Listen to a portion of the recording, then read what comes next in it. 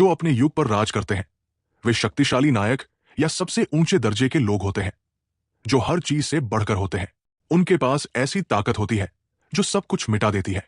इतिहास में एक राजा था जिसने विशाल साम्राज्य बनाया। वो एक बड़े संगठन का नेता भी था। इतिहास में कुछ लोग अपनी उपलब्धियों के लिए याद किए जाते हैं, जैसे राक्षस राजा को हराना, बीमारियों का इलाज करना या बस बहुत ताकतवर होना। लेकिन एक लड़का इन कहानियों को सुनकर गुस्से से भर जाता है। उसे लगता है कि ये सब मजाक है। वो अपनी मुट्ठियां भींच लेता है जो नफरत से भरी होती है। उस लड़के का नाम है डेवी। उसे 10 साल की उम्र से वैसी ट्रेनिंग दी गई जैसी वे लोग चाहते थे, लेकिन इस प्रक्रिया में वह बस एक पंचिंग बैग बनकर रह गया, जिसे वे जैसा चाहते थे वैसा ढाला। ताकतवर बनने के लिए उसे बहुत कुछ सहना पड़ा। जीवित रहना ही उसके लिए बड़ा बलिदान था। यहां तक कि एक खूबसूरत लड़की जो हमेशा मुस्कुराती थी ने भी उसे असली निराशा का एहसास कराया। सारी कड़वाहट के बीच उसे सुनना पड़ता था, यह सब तुम्हारे भले के लिए है, ताकि तुम ताकतवर बनो। अब वो समय करीब है जब तुम इस सब से अलविदा कह दोगे। उसकी आत्मा पर पड़े हर निशान, उस जगह को छोड़ने की चाहत और उन खोखले नायकों को पीछे छोड़ने की इच्छा, ये सब डेवी की कहानी का हिस्सा है। लड़कियां अफसोस करती है कि वो अभी भी एक गरीब, कमजोर लड़का है। उन्हें लगता है कि उन्होंने उसे और दुख देना चाहिए था, लेकिन डेवी को राहत है। वे लड़कियां जो दिखने में जवान लगती हैं, असल में हजारों साल पुरानी है। जब डेवी ने उन्हें बूढ़ी चुड़ैल कहा तो एक ने गुस्से में आकर एक पत्थर को मुक्के से तोड़ दिया। वो डेवी को सबक सिखाने के लिए उसका पीछा करती है, कहती है कि वह मरना चाहता है, लेकिन डेवी उसका गुस्सा पूरी तरह नजरअंदाज करता है। बाकी लोग उसे रोकने की कोशिश करते हैं, लेकिन वो हार नहीं मानती। फिर भी डेवी उसे बिल्कुल भाव नहीं देता। हसी मजाक के बावजूद ये एक अलविदा था। उस जवान दिखने वाली बुजुर्ग को डेवी की याद आएगी। उसने कहा, जब तक तुम जिंदा हो हमें मत भूलना। एक पल के लिए डेवी ने उन सबको गौर से देखा, जैसे प्रशंसा में, लेकिन फिर वो मुड़ गया, उन दिनों को याद करने में कोई दिलचस्पी नहीं दिखाते हुए। वो उन लोगों को पीछे छोड़ देता है जिन्होंने उसकी कठिन ट्रेनिंग में हिस्सा लिया था। डेवी अपने रास्ते पर चलता है। उसके चेहरे पर हल्की सी मुस्कान है। दिल से वो उम्मीद करता है कि उसे उन घटिया लोगों से दोबारा कभी न मिलना पड़े। जैसे जैसे वो आगे बढ़ता है सब कुछ धुंधला हो जाता है और केवल एक चमकदार रोशनी रह जाती है। अब वो एक कमरे में लेटा है। उसकी नस में दवा दी जा रही है। कमरे में कोई और नहीं है। हल्की हवा से पर्दे हिल रहे हैं। उसका हाथ मुश्किल से हिलता है। उसका शरीर इतना कमजोर है कि वो आंखें भी मुश्किल से खोल पाता है। बहुत कोशिश के बाद उसने हार मान ली। आखिरकार वो उस जगह पर लौट आया। कमरे की दीवार पर एक पेंटिंग टंगी है। वो है डेवी आल्म, एक कमजोर और उपेक्षित राजकुमार। राउंड किंगडम, जो महाद्वीप के पूर्वी हिस्से में है, एक छोटा सा देश है जिसने एक उतना ही छोटा वारिस पैदा किया।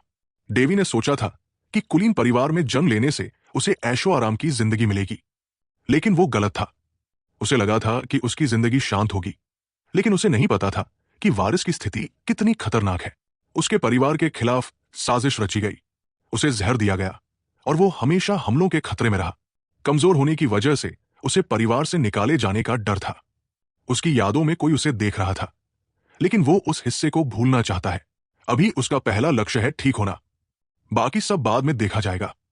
भाग्य इंतजार कर सकता है, क्योंकि एक बार वो ठीक हो गया तो वो कुछ भी कर सकता है। वो उन सभी का बदला लेगा जिन्होंने उसके खिलाफ साजिश रची, विशेष रूप से उस गोरे नटखट लड़के को, क्योंकि नायक को हजारों सालों तक नायकों ने प्रशिक्षित किया था। बेचारा लड़का अकेले रो रहा है, लेकिन ऐसा लगता है कि किसी ने उसे ढूंढ लिया। किसी ने उस नौसिखिए को छिपते हुए देख लिया। इससे नायक चौंक गया। धिक्कार है, वो शांति से रो भी नहीं सकता। कोई ना कोई बेवकूफ उसे परेशान करने आ ही जाता है। मजबूत रहो मेरे नायक। ये उन नायकों में से एक है जिन्होंने उसे प्रशिक्षित किया था, जो पहले से जानता है कि लड़के को जबरदस्त पिटाई मिली थी। इसे देखना भी खूबसूरत था।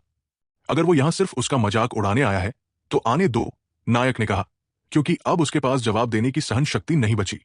वही थे जिन्होंने उसका गर्मजोशी से स्वागत किया, केवल बाद में उसे नजरअंदाज करने के लिए, जब उन्हें पता चला कि वो कमजोर और बेकार है।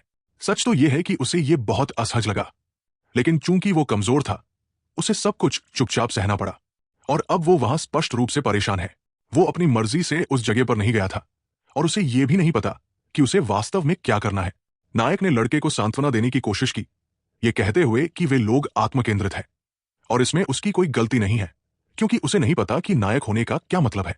असली नायक ने कहा कि इस सवाल का जवाब वही है जो हर कोई ढूंढ रहा है। तो अब समय है कि नौसिखिया थोड़ा हिम्मत जुटाए। उसने उसके कंधों को पकड़ते हुए कहा, क्योंकि उसने फैसला किया कि वो उसे अपना जवाब ढूंढने में मदद करेगा। आखिरकार वे परिवार बन चुके हैं, लेकिन नायक इस बात से सहमत नहीं है। वो इन लोगों को अभी तक जानता भी नहीं। उसके सामने खड़ा नायक हरक्यूलिस है, जो जीवित रहने का विशेषज्ञ है। इस बिंदु से वो लड़के के कमजोर शरीर को प्रशिक्षित करने के लिए समर्पित होगा। यह खबर नायक को ज्यादा खुशी नहीं देती, क्योंकि उसे शक है कि यह प्रक्रिया दर्दनाक और भयानक होगी। हरक्यूलिस ने कहा कि उन्हें साथ मिलकर काम करना होगा, लेकिन हताश नायक ने कहा कि उसने अभी तक अपनी सहमति भी नहीं दी है। यह सिर्फ उसकी पुरानी यादों से भरा एक सपना था, और अब वो फिर से जाग चुका है। वो अभी भी बिस्तर पर पड़ा है, नसों में दवा चढ़ रही है। जाहिर है ये वाकई किसी तरह हुआ था। वो अपने दुनिया में लौट आया था। अभी भी लेटे हुए वो अपने कमरे का दरवाजा खुलने की आवाज सुनता है। जैसे ही व्यक्ति पास आता है, नायक ये समझने की कोशिश करता है कि वो कितने समय से वापस आया है, और इस पूरे समय में केवल एक ही व्यक्ति उससे मिलने और उसकी देखभाल करने आया, वही नौकरानी हर बार। बेशक ऐसा ही होगा। आखिरकार वो लंबे समय तक इस हालत में रहा, लेकिन यह विचार कि केवल एक व्यक्ति ने उसकी देखभाल की उसे परेशान करता है। यह वास्तव में दिखाता है कि किसी और को परवाह नहीं। फिर भी उसे थोड़ा और आभारी होना चाहिए। कम से कम कोई तो उसके शरीर की देखभाल कर रहा है जो इस हालत में है। एक आंख खोलकर वो ये देखने की कोशिश करता है कि उसके कमरे में क्या हो रहा है। वो बिस्तर पर बैठने की कोशिश करता है। उसके शरीर को हिलाना अभी भी बहुत मुश्किल है, और कई चीजें हैं जो उसे तुरंत जांचनी है। पहली चीज जो वो करता है, वो एक कैलेंडर की ओर हाथ बढ़ाता है। आखिरकार उसे ये जानना है कि आज कौन सा दिन है और कितना समय बीत चुका है। यह साल का 278वां दिन है। बाल्डिस, चलो, क्या लेखक के लिए कैलेंडर जैसे बुनियादी कॉन्सेप्ट को रिसाइकल करना इतना मुश्किल है? हम पहले से समझ चुके हैं कि ये एक काल्पनिक दुनिया है। खैर, उस तीर से लगने के बाद 6 पूरे साल बीत चुके हैं। लड़का अभी भी कैलेंडर को हाथ में पकड़े हुए है और सोचने लगता है, उस दिन को याद करते हुए जब उसे पीठ में तीर लगे थे। मतलब उसे हमला हुए 6 साल हो चुके हैं, और अब समय आ गया है कि कोई इसके लिए कीमत चुकाए। वो फिर से वही दयनीय व्यक्ति नहीं बन सकता, इसलिए उसे पूरी तरह ठीक होने पर ध्यान देना होगा। अपने हाथ को देखते हुए वो फैसला करता है कि अब शुरू करने का समय है। उसने अपनी सारी ताकत से मुट्ठी जोर से भींच ली, अपने शरीर को ठीक करने का आदेश दिया। इसके बाद उसने अपना हाथ खोला, नतीजे का इंतजार किया, जब तक कि उसे एहसास हुआ कि कुछ भी नहीं हुआ। बिल्कुल कुछ भी नहीं। उसे समझ नहीं आता कि कुछ क्यों नहीं हो रहा। कम से कम कुछ तो होना चाहिए था। नायक अपने हाथों को घूर रहा है जब उसके सामने एक चमक दिखाई देती है। नायिका ने कहा कि डेवी के हाथों में बहुत सारी दिव्य शक्ति बह रही है। यह कोई बुरी बात नहीं है, लेकिन उसे इसके बारे में और सीखना होगा। वो इस शक्ति को नियंत्रित करने में सबसे कुशल बन सकता है। दिव्य शक्ति वाकई में प्रशंसनीय है। ये उस देवता से आती है जो पवित्रता और स्वास्थ्य का प्रतीक है। केवल वही लोग जिन्हें ये देवता प्यार करता है इस शक्ति को पा सकते हैं। डैफी नाम की लड़की ने डेवी को इस शक्ति का उपयोग करना सिखाया। डैफी को खुद मेहनत करके ये सब सीखना पड़ा था, और उसी की वजह से डेवी कुछ सीख पाया। सबसे बड़ी समस्या यह है कि डेवी का शरीर 6 साल तक निष्क्रिय रहा। उसकी सारी अनुभव उसकी आत्मा में संग्रहित है, लेकिन उसका शरीर अभी भी बहुत कमजोर है। उसे अपनी पूरी ताकत वापस पाने के लिए और समय चाहिए। यहां तक कि सबसे बुनियादी इलाज की जादुई शक्ति भी काम नहीं कर रही, क्योंकि उसका शरीर किसी पुरानी टूटी फूटी गाड़ी जैसा हो गया है। वो बार बार इलाज का जादू आजमाता है। अगर कोई और होता तो वो अब तक हार मान चुका होता, लेकिन डेवी का दृढ़ निश्चय बहुत मजबूत हो चुका है। उसने अपने शरीर को धमकी तक दे डाली कि अगर उसने जल्दी काम शुरू नहीं किया तो मुश्किल होगी। इस आंतरिक बातचीत के बाद आखिरकार उसने अपना पहला जादू सफलतापूर्वक किया। वो इस मौके को बर्बाद नहीं कर सकता था। उसने इलाज के जादू से खुद को ठीक कर लिया। अब वो इतना ताकतवर था कि अपने पैरों पर खड़ा हो सके। ये वाकई अविश्वसनीय था कि उसने ये कर दिखाया। अब वो अपने शरीर से पवित्र शक्ति का उपयोग कर सकता था। उसकी बाकी शक्तियां भी तब लौट आएंगी जब उसका शरीर पूरी तरह ठीक हो जाएगा। सबसे पहले डेवी खिड़की के पास गया। उसने हल्की हवा को अपने चेहरे पर महसूस किया। बाहर का नजारा, यानी पूरे राज्य का दृश्य, बहुत खूबसूरत था। उसने बहुत समय बाद सूरज देखा था। इससे उसे एक शरारती विचार आया। वो मुस्कुराया, दोनों हाथ फैलाए और अपनी सारी शक्ति के साथ सूरज की पूजा करने लगा। लेकिन इससे पहले कि वो कुछ पूरा करता, एक अजीब सी आवाज आई। मिट्टी का बर्तन टूटने की आवाज। ये एक नौकरानी थी जिसके हाथ से थाली गिर गई थी। फिर वो चीखने लगी। डेवी भी एकदम रुक गया। उसे समझ नहीं आया कि क्या हुआ। नौकरानी को शक था, क्या ये वाकई राजकुमार है? क्या वह सचमुच ठीक हो गया है? डेवी को बहुत शर्मिंदगी महसूस हुई। वो चाहता था कि काश उसे इस हाल में कोई न देखता। उसे लगा कि बेहतर होता अगर वो फिर से कोमा में चला जाता। उसके जागने की खबर जंगल की आग की तरह फैल गई। डॉक्टर उसे देखने आया। जांच के बाद डॉक्टर ने कहा कि यह अजीब है, क्योंकि राजकुमार की सारी बीमारी गायब हो चुकी है। डेवी ने चुपके से मुस्कुराने की कोशिश की, ताकि उसकी अचानक रिकवरी का रहस्य छिपा रहे। डॉक्टर ने और कुछ सवाल पूछे, लेकिन डेवी को बस थकान महसूस हो रही थी। पहले के समय में डेवी बड़ों से ज्यादा शिष्टाचार के साथ बात करता था। उसे अब भी वे आदतें याद है, लेकिन अब उसे एक राजकुमार की तरह व्यवहार करना होगा, भले ही वो महाद्वीप के सबसे छोटे राज्य का राजकुमार हो। अभी वो सिंहासन का पहला वारिस है। तभी एक ईर्ष्यालु और घमंडी औरत कमरे में आई। उसने कहा कि डेवी की रिकवरी वाकई कमाल की है। वो डेवी को और करीब से देखने लगी। डेवी उसे अच्छे से जानता था। ये लायंस थी, वर्तमान रानी, जिसने डेवी की मां को जहर दिया था। अब से हम उसे नाराज औरत कहेंगे। उसके बच्चे भी वहां थे। दूसरा राजकुमार, जिसे हम ईर्ष्यालु कहेंगे, और तीसरा राजकुमार, जिसे हम बुलहेड कहेंगे। ईर्ष्यालु ने डेवी को घमंड से देखा। वे सब ये देखने आए थे कि क्या अफवाहें सच है। डेवी ने बताया कि उसका शरीर अभी भी बहुत कमजोर है। नाराज औरत ने तो हिम्मत करके यह भी पूछ लिया कि क्या उसने उन तीरों को चलाने वाले को देखा था। लेकिन डेवी को यकीन नहीं था कि वो कौन हो सकता है। वे दूर से आए थे। फिर उसने पूछा कि क्या किसी को पकड़ा गया है, क्योंकि यह स्पष्ट रूप से वारिस की जान लेने की कोशिश थी। और ईर्ष्यालु व्यक्ति को गहरी नजरों से देखते हुए वो जानना चाहता था कि ऐसे व्यक्ति को कैसी सजा मिलेगी। जब ईर्ष्यालु व्यक्ति डर के मारे कांप रहा था, तब नाराज व्यक्ति ने जवाब दिया कि किसी को गिरफ्तार नहीं किया गया। इसके अलावा जांच पूरी तरह से बंद कर दी गई थी। चूंकि वहां उनके पास करने को कुछ नहीं था, वे चले गए। डॉक्टर ने पहले ही वो सब कुछ कर लिया था जो वो कर सकता था, लेकिन उसका मानना था कि हमारा नायक कुछ ही दिनों में पूरी तरह ठीक हो जाएगा, और अब वो उसे कमरे में छोड़ देगा ताकि वो अपनी रिकवरी पूरी कर सके। जाहिर तौर पर नाराज व्यक्ति का परिवार कमरे से चला गया था। उसने कहा कि बेहतर होता अगर नायक बिस्तर पर पड़ा रहता या मर जाता। उसने पूछा कि क्या अब उसे परेशानी हो रही है कि उसकी आंख का कण फिर से जीवित हो गया है। डर से कांपते हुए ईर्ष्यालु व्यक्ति ने कहा कि नायक कमजोर था क्योंकि वो कोमा में रहा। उसे पीठ में तीर खाने का तरीका सिखाना चाहिए। बिल्कुल। आखिरकार ईर्ष्यालु परिवार कमरे से चला गया। बाहर से भी हमारा नायक उन्हें उसके बारे में अपमानजनक बातें करते सुन सकता था। इसलिए उसने अपनी एक हथेली पर ध्यान केंद्रित करना शुरू किया। इस पूरे समय वो दैवीय जादू का उपयोग कर रहा था, लेकिन किसी ने ध्यान नहीं दिया, शायद विशाल शक्ति के अंतर के कारण। नायक का शुरुआती उद्देश्य नाराज व्यक्ति के परिवार को नष्ट करना था, लेकिन उन्हें व्यक्तिगत रूप से देखने के बाद उसने अपना इरादा बदल लिया। ये ऐसा होगा जैसे एक हाथी कुछ चींटियों को कुचल दे। शायद उन वर्षों के प्रशिक्षण के दौरान उसका स्वभाव निखर गया था, लेकिन उसे यह बदला अब तुच्छ लगता है।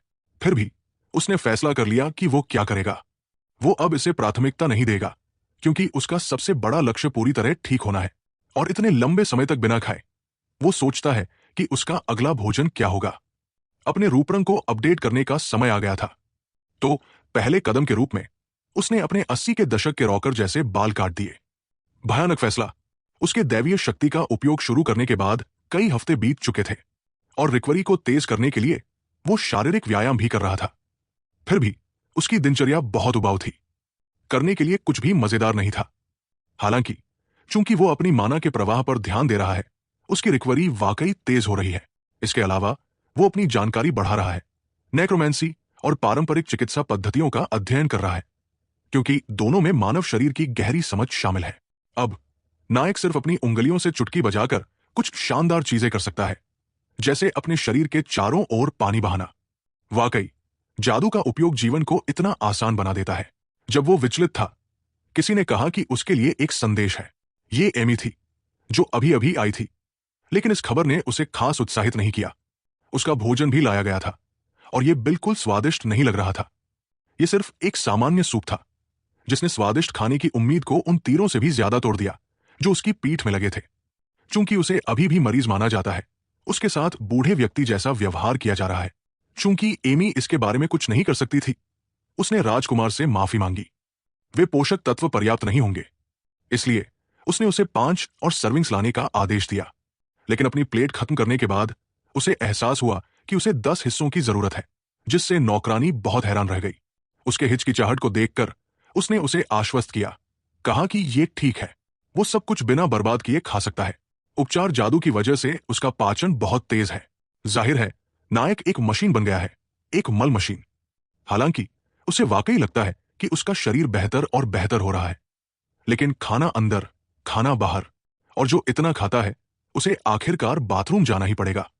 कम से कम उसे कब्ज नहीं है, यह निश्चित रूप से बदतर होता। एक कुर्सी पर बैठे वो चश्मा पहने कुछ चीजें पढ़ रहा है। उसे एक अप्रत्याशित समस्या का सामना करना पड़ा। नौकरानी ने राजकुमार से माफी मांगी, लेकिन डेवी जानता था कि उसका कोई दोष नहीं है। उसे एक बिल भेजा गया था, उसे अपने खाने का खर्चा चुकाना पड़ता था। उसने नौकरानी से पूछा कि वहां कितने लोग काम करते हैं। थोड़ा शर्मिंदगी के साथ नौकरानी ने बताया कि वो अकेली ही उस जगह पर काम करती है। यह सुनकर डेवी हैरान रह गया। यह थोड़ी समस्या थी, लेकिन उसे ज्यादा परेशान नहीं किया।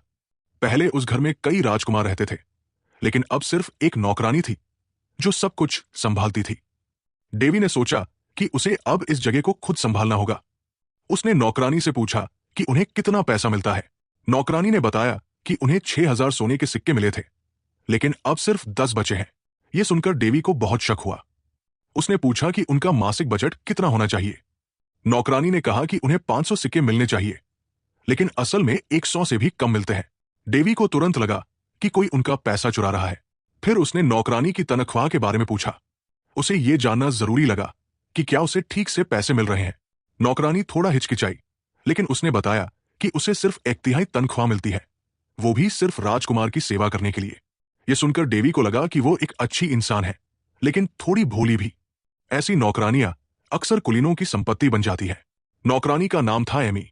वो एक बैरन की बेटी थी, लेकिन जिंदगी की कुछ मुश्किलों की वजह से उसे नौकरानी बनना पड़ा। पिछले 6 सालों से वो डेवी की देखभाल कर रही थी। इतनी मुश्किलों के बावजूद यह जानकर डेवी को अच्छा लगा कि उसके साथ एक वफादार इंसान है। उसने एमी से कहा कि वो अपनी बाकी तनख्वाह ले ले जो उसे नहीं मिली थी। एमी को यह अजीब लगा, लेकिन डेवी ने जिद की। उसने ये भी कहा कि उसे राजकुमार कहना बंद कर दे।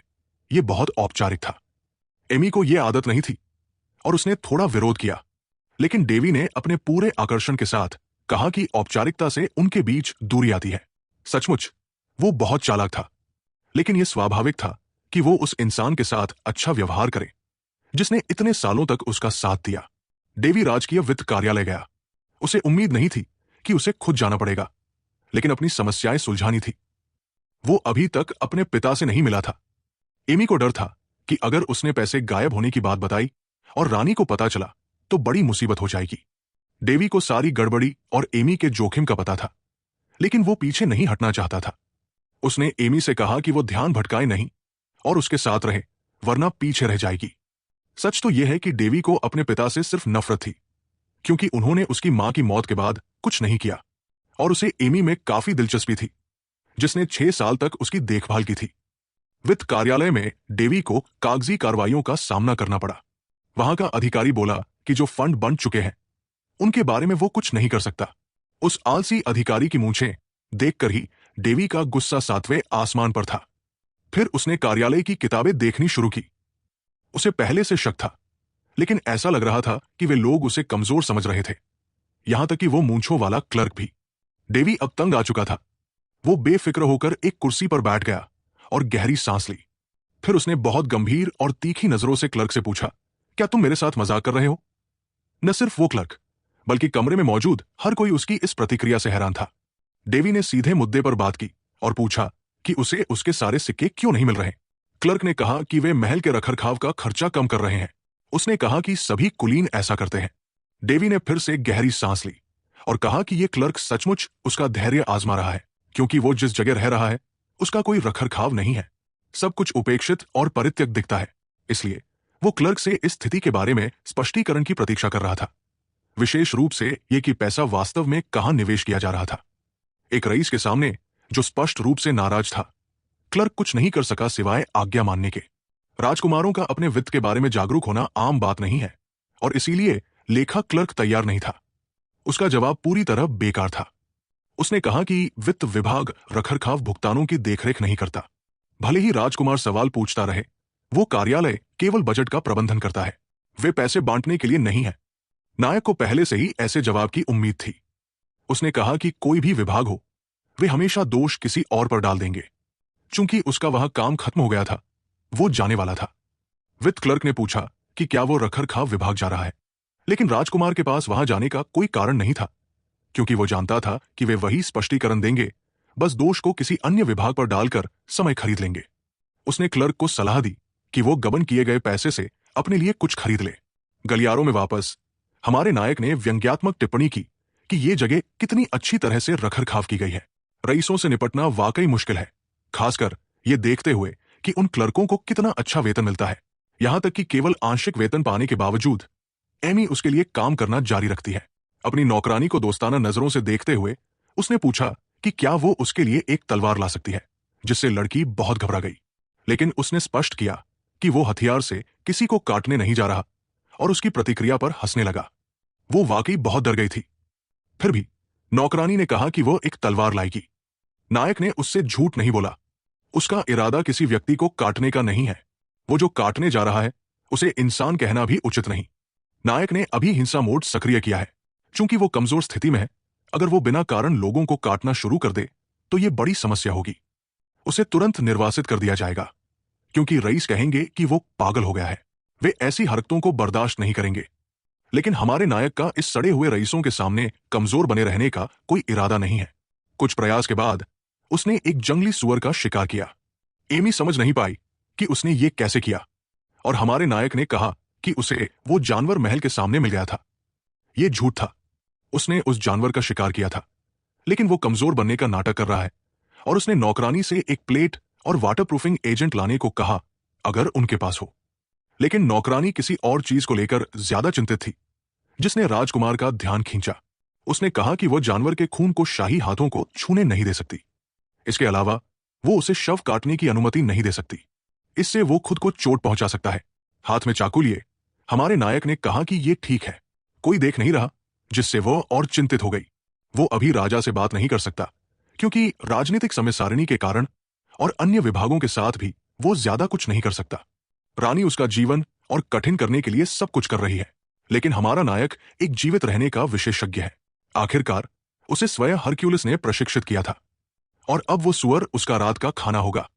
उसके लिए खतरा कुछ भी नहीं था। नाराज रानी के कमरे में वो अपनी आत्मा की कड़वाहट को और भड़काती रहती है। वो जानना चाहती है कि राजकुमार क्या कर रहा है। उसने देखा कि जब से नायक जागा है, वो बहुत अलग व्यवहार कर रहा है। डॉक्टरों के अनुसार राजकुमार मुश्किल से चल सकता है। उसे ठीक होने में पूरा 1 साल लग सकता है। नौकर ने कहा कि इस जानकारी पर संदेह करने का कोई कारण नहीं है। नौकर को कठोर नजरों से देखते हुए कड़वी रानी असहमत थी। वो नौकर एक हत्यारा गिल्ड ब्लैक मून से है, और भले ही वो उसकी सेवाओं का उपयोग कर रही है, कड़वी रानी को उसके आसपास असहजता महसूस होती है। उसने ये भी जोड़ा कि उसके सहयोगी औसत दर्जे के हैं। जहां तक राजकुमार की बात है, जो राजा द्वारा त्यागा गया बेटा है, उसे विश्वास नहीं है कि इतने सालों बाद भी कुछ बदलेगा। रानी को लगता है कि वारिस की जिंदगी उसके हाथ में है। कम से कम उसे ऐसा ही होना चाहिए। लेकिन कड़वी रानी की असुरक्षा बढ़ती जा रही है। एक हत्यारे ने रानी से कुछ कहा। उसने सलाह दी कि रानी को उसके साथियों का अपमान नहीं करना चाहिए, चाहे उनकी हैसियत कुछ भी हो। यह सुनकर रानी थोड़ा पीछे हटी और बोली कि वह तो बस अपनी चिंता जाहिर कर रही थी। उसे लगता है कि वह जब चाहे राजकुमार के प्लान को रोक सकती है, लेकिन अगर चीजें उसके हिसाब से नहीं हुई तो कोई ना कोई कीमत चुकाएगा। अपनी चाय की प्याली का बचा हुआ हिस्सा जमीन पर उड़ेलकर उसने नौकर को जाने के लिए कहा। रानी अब राजकुमार को खत्म करने के लिए और ज्यादा उत्सुक हो रही है, और नौकर बस उसके आदेश का इंतजार कर रहा है। इधर वारिस के घर में डेवी और उसकी नौकरानी एमी एक बहुत अच्छा डिनर कर रहे हैं। माना का रास्ता ऐसा है जैसे कई धागों के बीच से सुई निकालना। इसे बहुत सावधानी से करना पड़ता है। डेवी को यही सिखाया गया था। सबसे मुश्किल रास्ते हैं नसें और दिमाग, और अगर वो गलती से अंधा नहीं होना चाहता तो उसे इस सबक पर ध्यान देना होगा। उसकी शिक्षिका एक पुजारिन थी जो शराब पीना पसंद करती थी। वो एक शब्द से समुद्र को 2 हिस्सों में बांट सकती थी, और उसे ट्रेनिंग में बहुत मजा आता था। एक और जादूगरनी थी जो इतनी छोटी थी कि डेवी को बस उसका डंडा दिखता था। इन सब की देखरेख एक देवी कर रही थी जो डेवी के स्वास्थ्य की जिम्मेदार थी। ये लोग सिर्फ देखने के लिए नहीं थे, उनकी मदद किसी न किसी रूप में मिलती थी। डेवी के दिमाग में ये यादें ताजा हुई जब उसने ट्रेनिंग शुरू की थी, और वो प्रयोग जो वो दोबारा कभी नहीं करना चाहता। बाहर वो बगीचे में था। एमी ने पूछा कि वो वहां क्या ढूंढ रहा है। मौसम बहुत अच्छा और सुहाना था, यहां तक कि जंगल भी ज्यादा सुंदर लग रहा था। डेवी ने एमी से कहा कि वो जा सकती है, और अगर कोई उसे ढूंढने आए तो उसे बताए। लेकिन उसने ये भी कहा कि वो अपने काम से ज्यादा थके नहीं। अच्छी बात यह है कि एमी धीरे धीरे डेवी की दिनचर्या की आदी हो रही है। वो अभी भी उसके साथ खाना खाने से मना करती है, लेकिन पहले की तुलना में वो ज्यादा सहज है। इससे डेवी को शांतिपूर्ण दिन मिल रहे हैं, जबकि वो अपनी रिकवरी पूरी कर रहा है। बगीचे के बीच में बैठकर डेवी ने अपनी प्रक्रिया शुरू की। अपनी जादुई शक्ति पर ध्यान केंद्रित करते हुए उसके शरीर के चारों ओर एक माना क्षेत्र बन गया। इस क्षेत्र में छोटे छोटे पीले ऊर्जा के गोले बनने लगे, जो उसके शरीर के चारों ओर चक्कर काटने लगे। डेवी गहरे ध्यान में था। इस प्रक्रिया में वो प्रकृति से माना सोख रहा था। इस तकनीक को माना श्वास कहते हैं। इसे उसने जादू के देवता ओडिन से सीखा था। शरीर में माना की मात्रा की एक सीमा होती है, इसलिए ये ट्रेनिंग रोज करनी पड़ती है। इस तकनीक का चमत्कार यह है कि इसमें महीनों का प्रगति कुछ ही दिनों में हो जाती है। अगर राज्य को यह तकनीक पता चल जाए तो क्रांति आ जाएगी। लेकिन डेवी का इसे साझा करने का कोई इरादा नहीं है, क्योंकि यह आसानी से हासिल नहीं किया जा सकता। वो घास पर बैठा था, हवा को अपने शरीर पर महसूस कर रहा था। उसे पता था कि पास में कोई घुसपैठिया उसे देख रहा है। उसकी उत्सुकता बढ़ रही थी कि यह कौन हो सकता है, लेकिन उसे यकीन था कि यह रानी की साजिश होगी। परेशानी से बचने के लिए उसने ऐसा दिखाया जैसे उसे कुछ पता ही नहीं। अभी उसके लिए यह फायदेमंद था कि लोग उसे मूर्ख और कमजोर राजकुमार समझें। अपने मानव विकृति क्षेत्र की वजह से वो शांति से ट्रेनिंग कर पा रहा था। अब वो और ज्यादा माना स्टोर कर सकता था। लेकिन एक समस्या थी। वो उस पल के करीब आ रहा था जब उसे वो करना होगा। वो खतरनाक माना सर्कल। पुजारी जादू नहीं कर सकते और जादूगर पवित्र शक्ति का इस्तेमाल नहीं कर सकते। नेक्रोमेंसी एक ऐसी तकनीक है जिसे दोनों में से कोई नहीं कर सकता।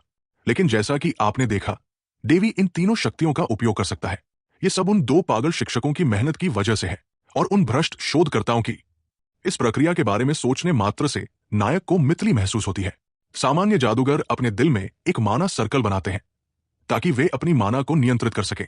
दुर्भाग्य से वो विधि उन्हें पवित्र शक्ति और नेक्रोमेंसी का उपयोग करने से रोकती है, और अगर उसने जबरदस्ती कोशिश की तो नायक अपने दिल को नष्ट कर सकता है। इसलिए उसके लिए विशेष रूप से एक सर्कल बनाया गया है। इसका नाम है धमनी सर्कल। अपने शरीर की धमनियों पर ध्यान केंद्रित करके वो एक सर्कल बनाता है जो माना प्रवाह को नियंत्रित करने में मदद करता है। बास्की इस कार्य के लिए अपने पूरे शरीर का उपयोग करता है, जिससे अविश्वसनीय परिणाम मिलते हैं।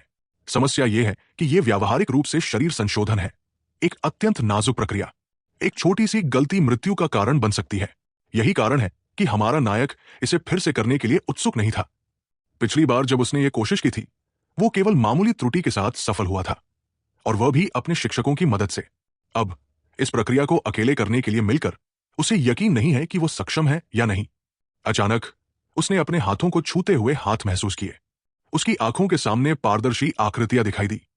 फिर भी उनकी शक्लें परिचित थी। वे उसके शिक्षक थे। निश्चित रूप से असफल होना उस मंदिर में सहस्राब्दियों तक बिताने से बदतर नहीं होगा। यही वह प्रेरणा थी जिसकी उसे जरूरत थी। हमारे नायक ने प्रक्रिया शुरू की। वो अपना जादुई सर्कल बना रहा है। दिन खत्म हो रहा था और नौकरानी राजकुमार को ढूंढने बाहर गई। रात के खाने का समय बीत चुका था और नायक बहुत देर कर चुका था। हालांकि वो कभी कभी देर करता है, लेकिन वो कभी भोजन नहीं छोड़ता। अब नौकरानी एक दुविधा का सामना कर रही है। उसने उसे परेशान न करने के लिए कहा था, लेकिन शायद उसे मदद की जरूरत है। उसे नहीं पता कि उसे जाना चाहिए या नहीं। जब वो चिंतित थी, नायक ने कहा कि उसने पहले ही उसे राजकुमार न बुलाने के लिए कहा था। युवक की आवाज सुनकर वो बेहद हैरान थी। बगीचे से निकलते हुए हमारे नायक ने घोषणा की कि वो वापस आ गया है। उसने ये भी कहा कि उसे उसका इंतजार नहीं करना चाहिए था, जैसा कि उसने पहले अनुरोध किया था। फिर भी इस महिला की दृढ़ता का विरोध करना हमारे नायक के लिए मुश्किल है, जिसका मतलब है कि उसे और भी मेहनत करनी होगी। बिना किसी चेतावनी के उसने उसे गले लगा लिया, लेकिन भगवान के लिए वो ठीक से गले भी नहीं लगा सकता। उसने एक हाथ को अजीब तरह से लटका छोड़ दिया।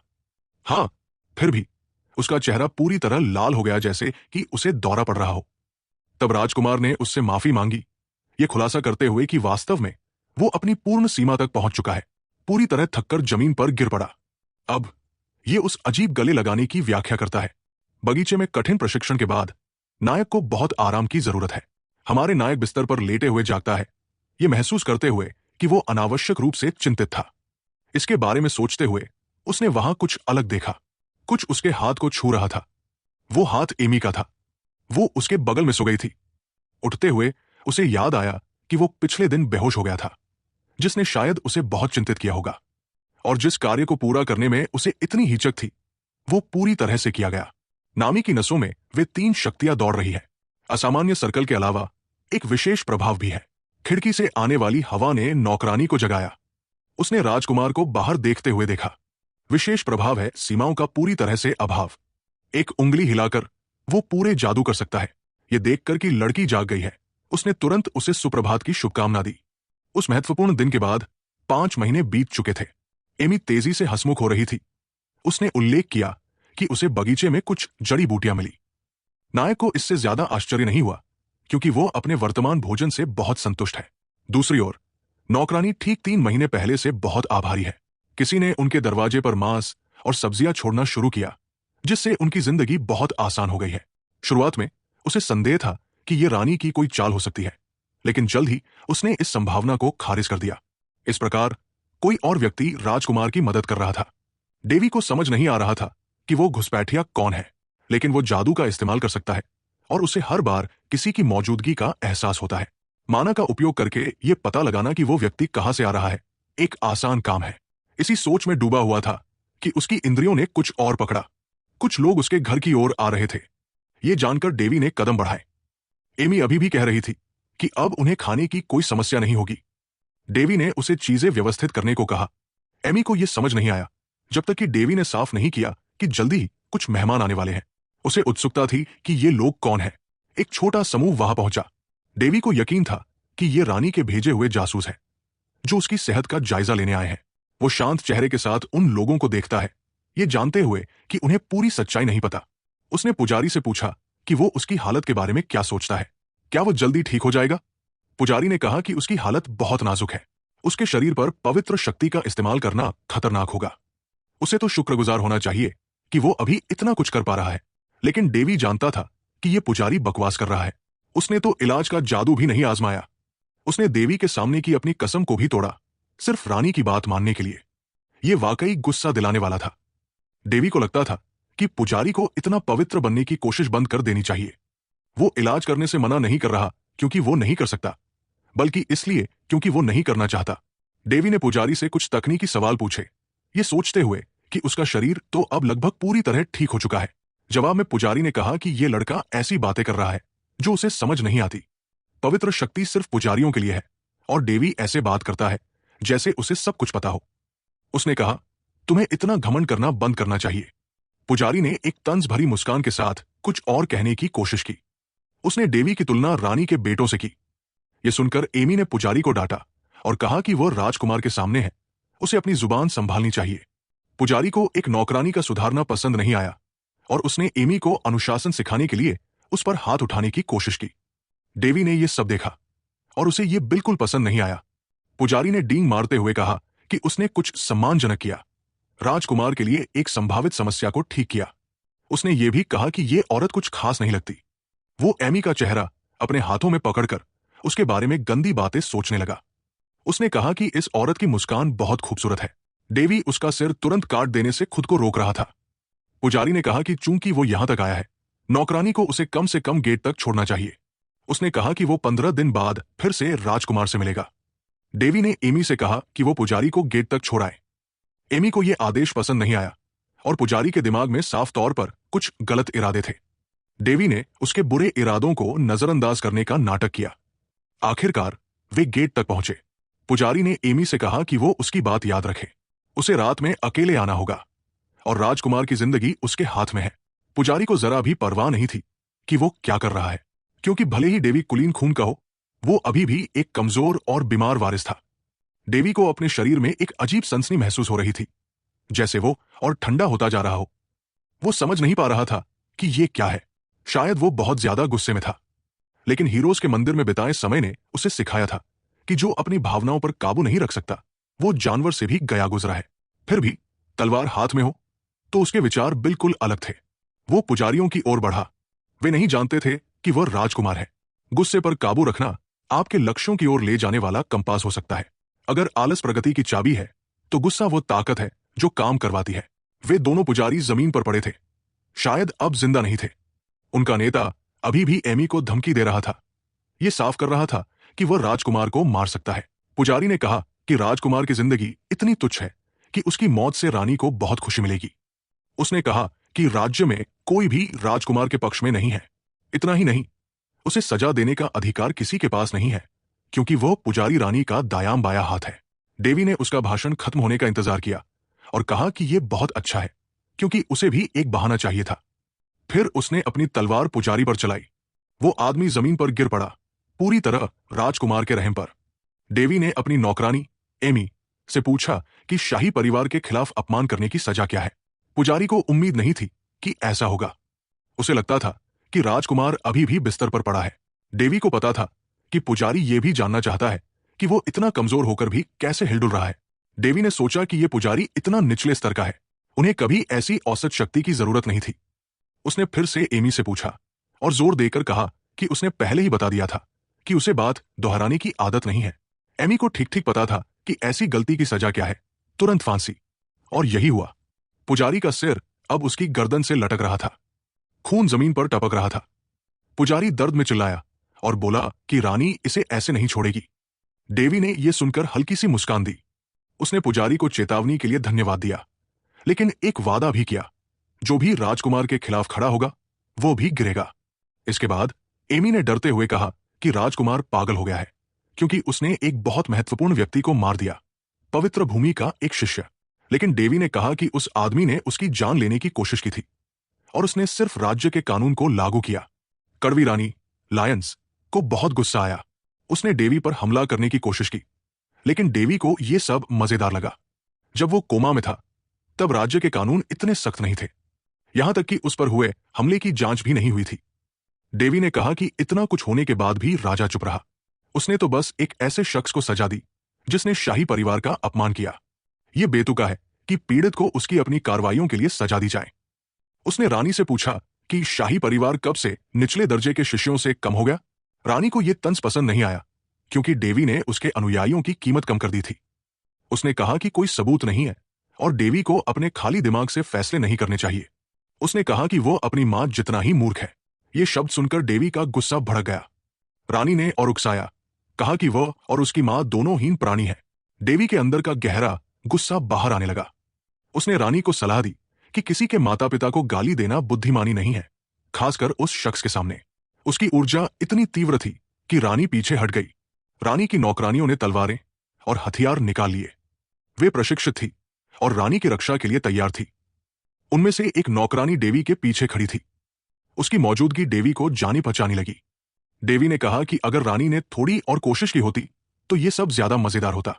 उसने कहा कि किसी की कब्र में कील ठोकना, चाहे वो रानी की हो या किसी और की, कोई छोटा अपराध नहीं है। शाही परिवार के किसी सदस्य की जान लेने की कोशिश किसी बड़े अपराध से कम नहीं। यह सुनकर रानी गहरी सोच में डूब गई, क्योंकि उसे एहसास हुआ कि देवी को पता है कि उसकी जान लेने की साजिश के पीछे कौन था। देवी ने उसे देखकर हल्के से मुस्कुराया।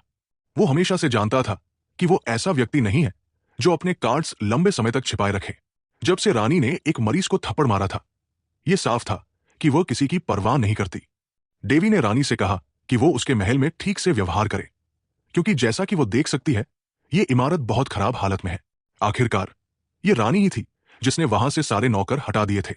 देवी ने कहा कि उसे तुरंत जरूरी रखरखाव उपलब्ध कराना होगा, वरना अफवाहें फैलने लगेंगी। उसने रानी को सलाह दी कि वो इस मामले पर बहुत सावधानी से विचार करे, क्योंकि अगर वो उसी तरह व्यवहार करती रही तो वो चुप नहीं रहेगा। अपने कक्ष में वापस रानी क्रोध में वस्तुओं को तोड़ रही थी। उसकी नौकरानी पास खड़ी थी, उसके शांत होने की प्रतीक्षा कर रही थी। लेकिन कड़वी रानी को एक अर्धरक्त द्वारा नीचा दिखाया जाना पसंद नहीं था। यह उसे सामान्य से परे क्रोध से भर देता था, और इसलिए उसने हमारे नायक के खिलाफ साजिश रचनी शुरू कर दी। चूंकि वो अपनी मृत्यु को तेज करने के लिए इतना उत्सुक लग रहा था, वो खुशी खुशी इसमें मदद करेगी। उसे नहीं पता था कि वो किससे पंगा ले रहा है। महल में लोग बातें कर रहे थे। अफवाहें सच थी। राजकुमार के बारे में अफवाहें, जो कोमा से जागने के बाद ऐसा लगता था कि उसका दिमाग बदल गया हो। एमी पास से गुजरते हुए इन बातों को सुन लेती है। पुजारी और रानी के साथ घटनाओं के बाद सब कुछ योजना के अनुसार हुआ। राजकुमार के बारे में गपशप फैल रही थी, जिसमें दावा किया जा रहा था कि वो पूरी तरह से पागल हो गया है। चूंक महल में कई लोग रानी का समर्थन करते हैं, उसकी प्रतिष्ठा तेजी से नष्ट हो रही थी। आंखों में खुशी लिए एमी ने राजकुमार से आकर देखने को कहा कि क्या आया है। उन्हें और भी बहुत कुछ मिला था। उसने कहा कि उसे इतनी औषधीय जड़ी बूटियों की जरूरत नहीं है, लेकिन एमी दान के लिए बहुत आभारी थी। कोई ना कोई ऐसा जरूर है जो राजकुमार के अच्छे इरादों को वाकई समझता हो। उसने अपनी नौकरानी से पूछा कि क्या उसका व्यक्तित्व उसे इतना अच्छा लगता है। उत्साह से भरी उसने इनकार नहीं किया कि वो वाकई उसे असाधारण मानती है। हमारे नायक को यह अजीब लगा कि उसने उसके सामने किसी की हत्या करने के बाद भी वो इतनी आशावादी कैसे बनी रही। वो वाकई एक अविश्वसनीय व्यक्ति थी जिसे ढूंढना मुश्किल है। जब वे साथ थे, एक व्यक्ति ने पास आकर विनम्रतापूर्वक उनका ध्यान मांगा। ये बुजुर्ग बेसुस नाम का था।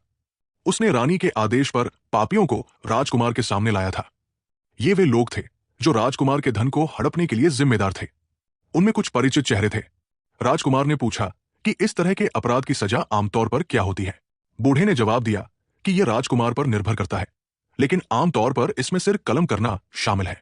तुरंत जिन लोगों ने पहले नायक का तिरस्कार किया था, वे अपनी जान की भीख मांगने लगे। उसने कहा कि हाल ही में महल में एक अफवाह चल रही है। कथित तौर पर लोग कह रहे हैं कि राजकुमार में तीव्र रक्त पिपासा विकसित हो गई है। कम से कम लोग ऐसा दावा कर रहे थे। शायद उसे उस अफवाह के अनुसार व्यवहार करना चाहिए। उन्हें थोड़ा डराने के बाद उनकी भीख और भी हताश हो गई। वे सभी पूरी तरह से भयभीत थे। बिना एक और शब्द कहे उसने बुजुर्ग को इसे संभालने के लिए कहा। उन लोगों को गिरफ्तार किया जाएगा, लेकिन यह नायक को खुश नहीं करता कि यह रानी की पहल पर हुआ। उसने इसे स्वीकार करने का फैसला किया क्योंकि स्थिति अब थोड़ी और रोचक हो गई थी। उन लोगों का सिर 9 दिनों में काट दिया जाएगा। अपने कक्ष में वापस उसने एमी को पदोन्नति देने और उसके वेतन में बोनस जोड़ने का आदेश भी दिया। उसके पास एक और सवाल था कि क्या उसके पिता के साथ मुलाकात अभी भी अनुमति नहीं है। बूढ़े ने माफी मांगी और हमारे नायक ने जानना चाहा कि यह राजा का आदेश है या रानी का, लेकिन बूढ़े ने जवाब दिया कि वो सिर्फ एक दूत है। उसने लड़के से धैर्य रखने को कहा क्योंकि राज्य एक नाजुक स्थिति में है। राजकुमार को ठीक ठीक समझ में आ गया कि उन शब्दों का क्या मतलब है। उसने कहा कि वो इसे ध्यान में रखेगा। बूढ़ा सोच रहा था कि वो जा सकता है, लेकिन राजकुमार के पास अभी भी उससे कुछ और कहने को था। वो अपने घर भेजी गई हर चीज खा रहा था। हालांकि बूढ़े के लिए औषधीय जड़ी बूटियां भेजना जरूरी नहीं था, और चूंकि चीजें बदल गई हैं, अब भोजन भेजने की भी जरूरत नहीं है। बूढ़ा मुस्कुराने लगा।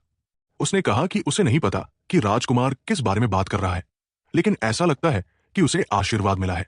उसने कहा कि राजकुमार को जल्द ही मेहमान मिलने वाले हैं और उसे जाना होगा। हमारे नायक को आश्चर्य हुआ कि बूढ़े को महल के बारे में कितना कुछ पता है। फिर वो बूढ़े की प्रकृति के बारे में सोचने लगा, क्योंकि उसने मूर्ख बनने का नाटक किया, भले ही सारे सबूत सामने थे। बेसुस उन सभी का प्रमुख है जो राजा की सेवा करते हैं। जब वो छोटा था, नायक उसे अक्सर देखा करता था। उसे उम्मीद नहीं थी कि ये बूढ़ा उसका साथ देगा। फिर उसे याद आया कि बूढ़े ने कहा था कि राजकुमार को जल्द ही मेहमान मिलेंगे, और ऐसा ही हुआ। एमी के पास राजकुमार के लिए एक संदेश था।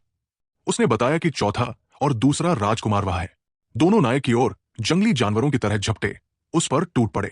छोटी वाली का नाम है विनले। वो दूसरी राजकुमारी है। क्योंकि उसने हमारे नायक को गिरा दिया, वो बहुत चिंतित हो गई। ये जानना चाहती थी कि क्या वो ठीक है। उसे नहीं पता था कि वो कौन है, क्योंकि वो अपनी नौकरानी पर जासूसी करने के लिए माना का उपयोग नहीं करता। दूसरे व्यक्ति ने कहा कि लड़की को और सावधान होना चाहिए था। वो लड़का बारिश है और वो पहले से ही राजकुमार से मिलना चाहता था। राजा, जो नायक का पिता है, प्रेम का आदि व्यक्ति है। वर्तमान में उसकी 3 पत्नियां हैं, रानी और 2 रखैले, एलिस और अनीशा। एलिस रानी के इरादों के साथ संरेखित है, जबकि अनीशा तटस्थ रहना पसंद करती है, अन्य पत्नियों से दूरी बनाए रखती है।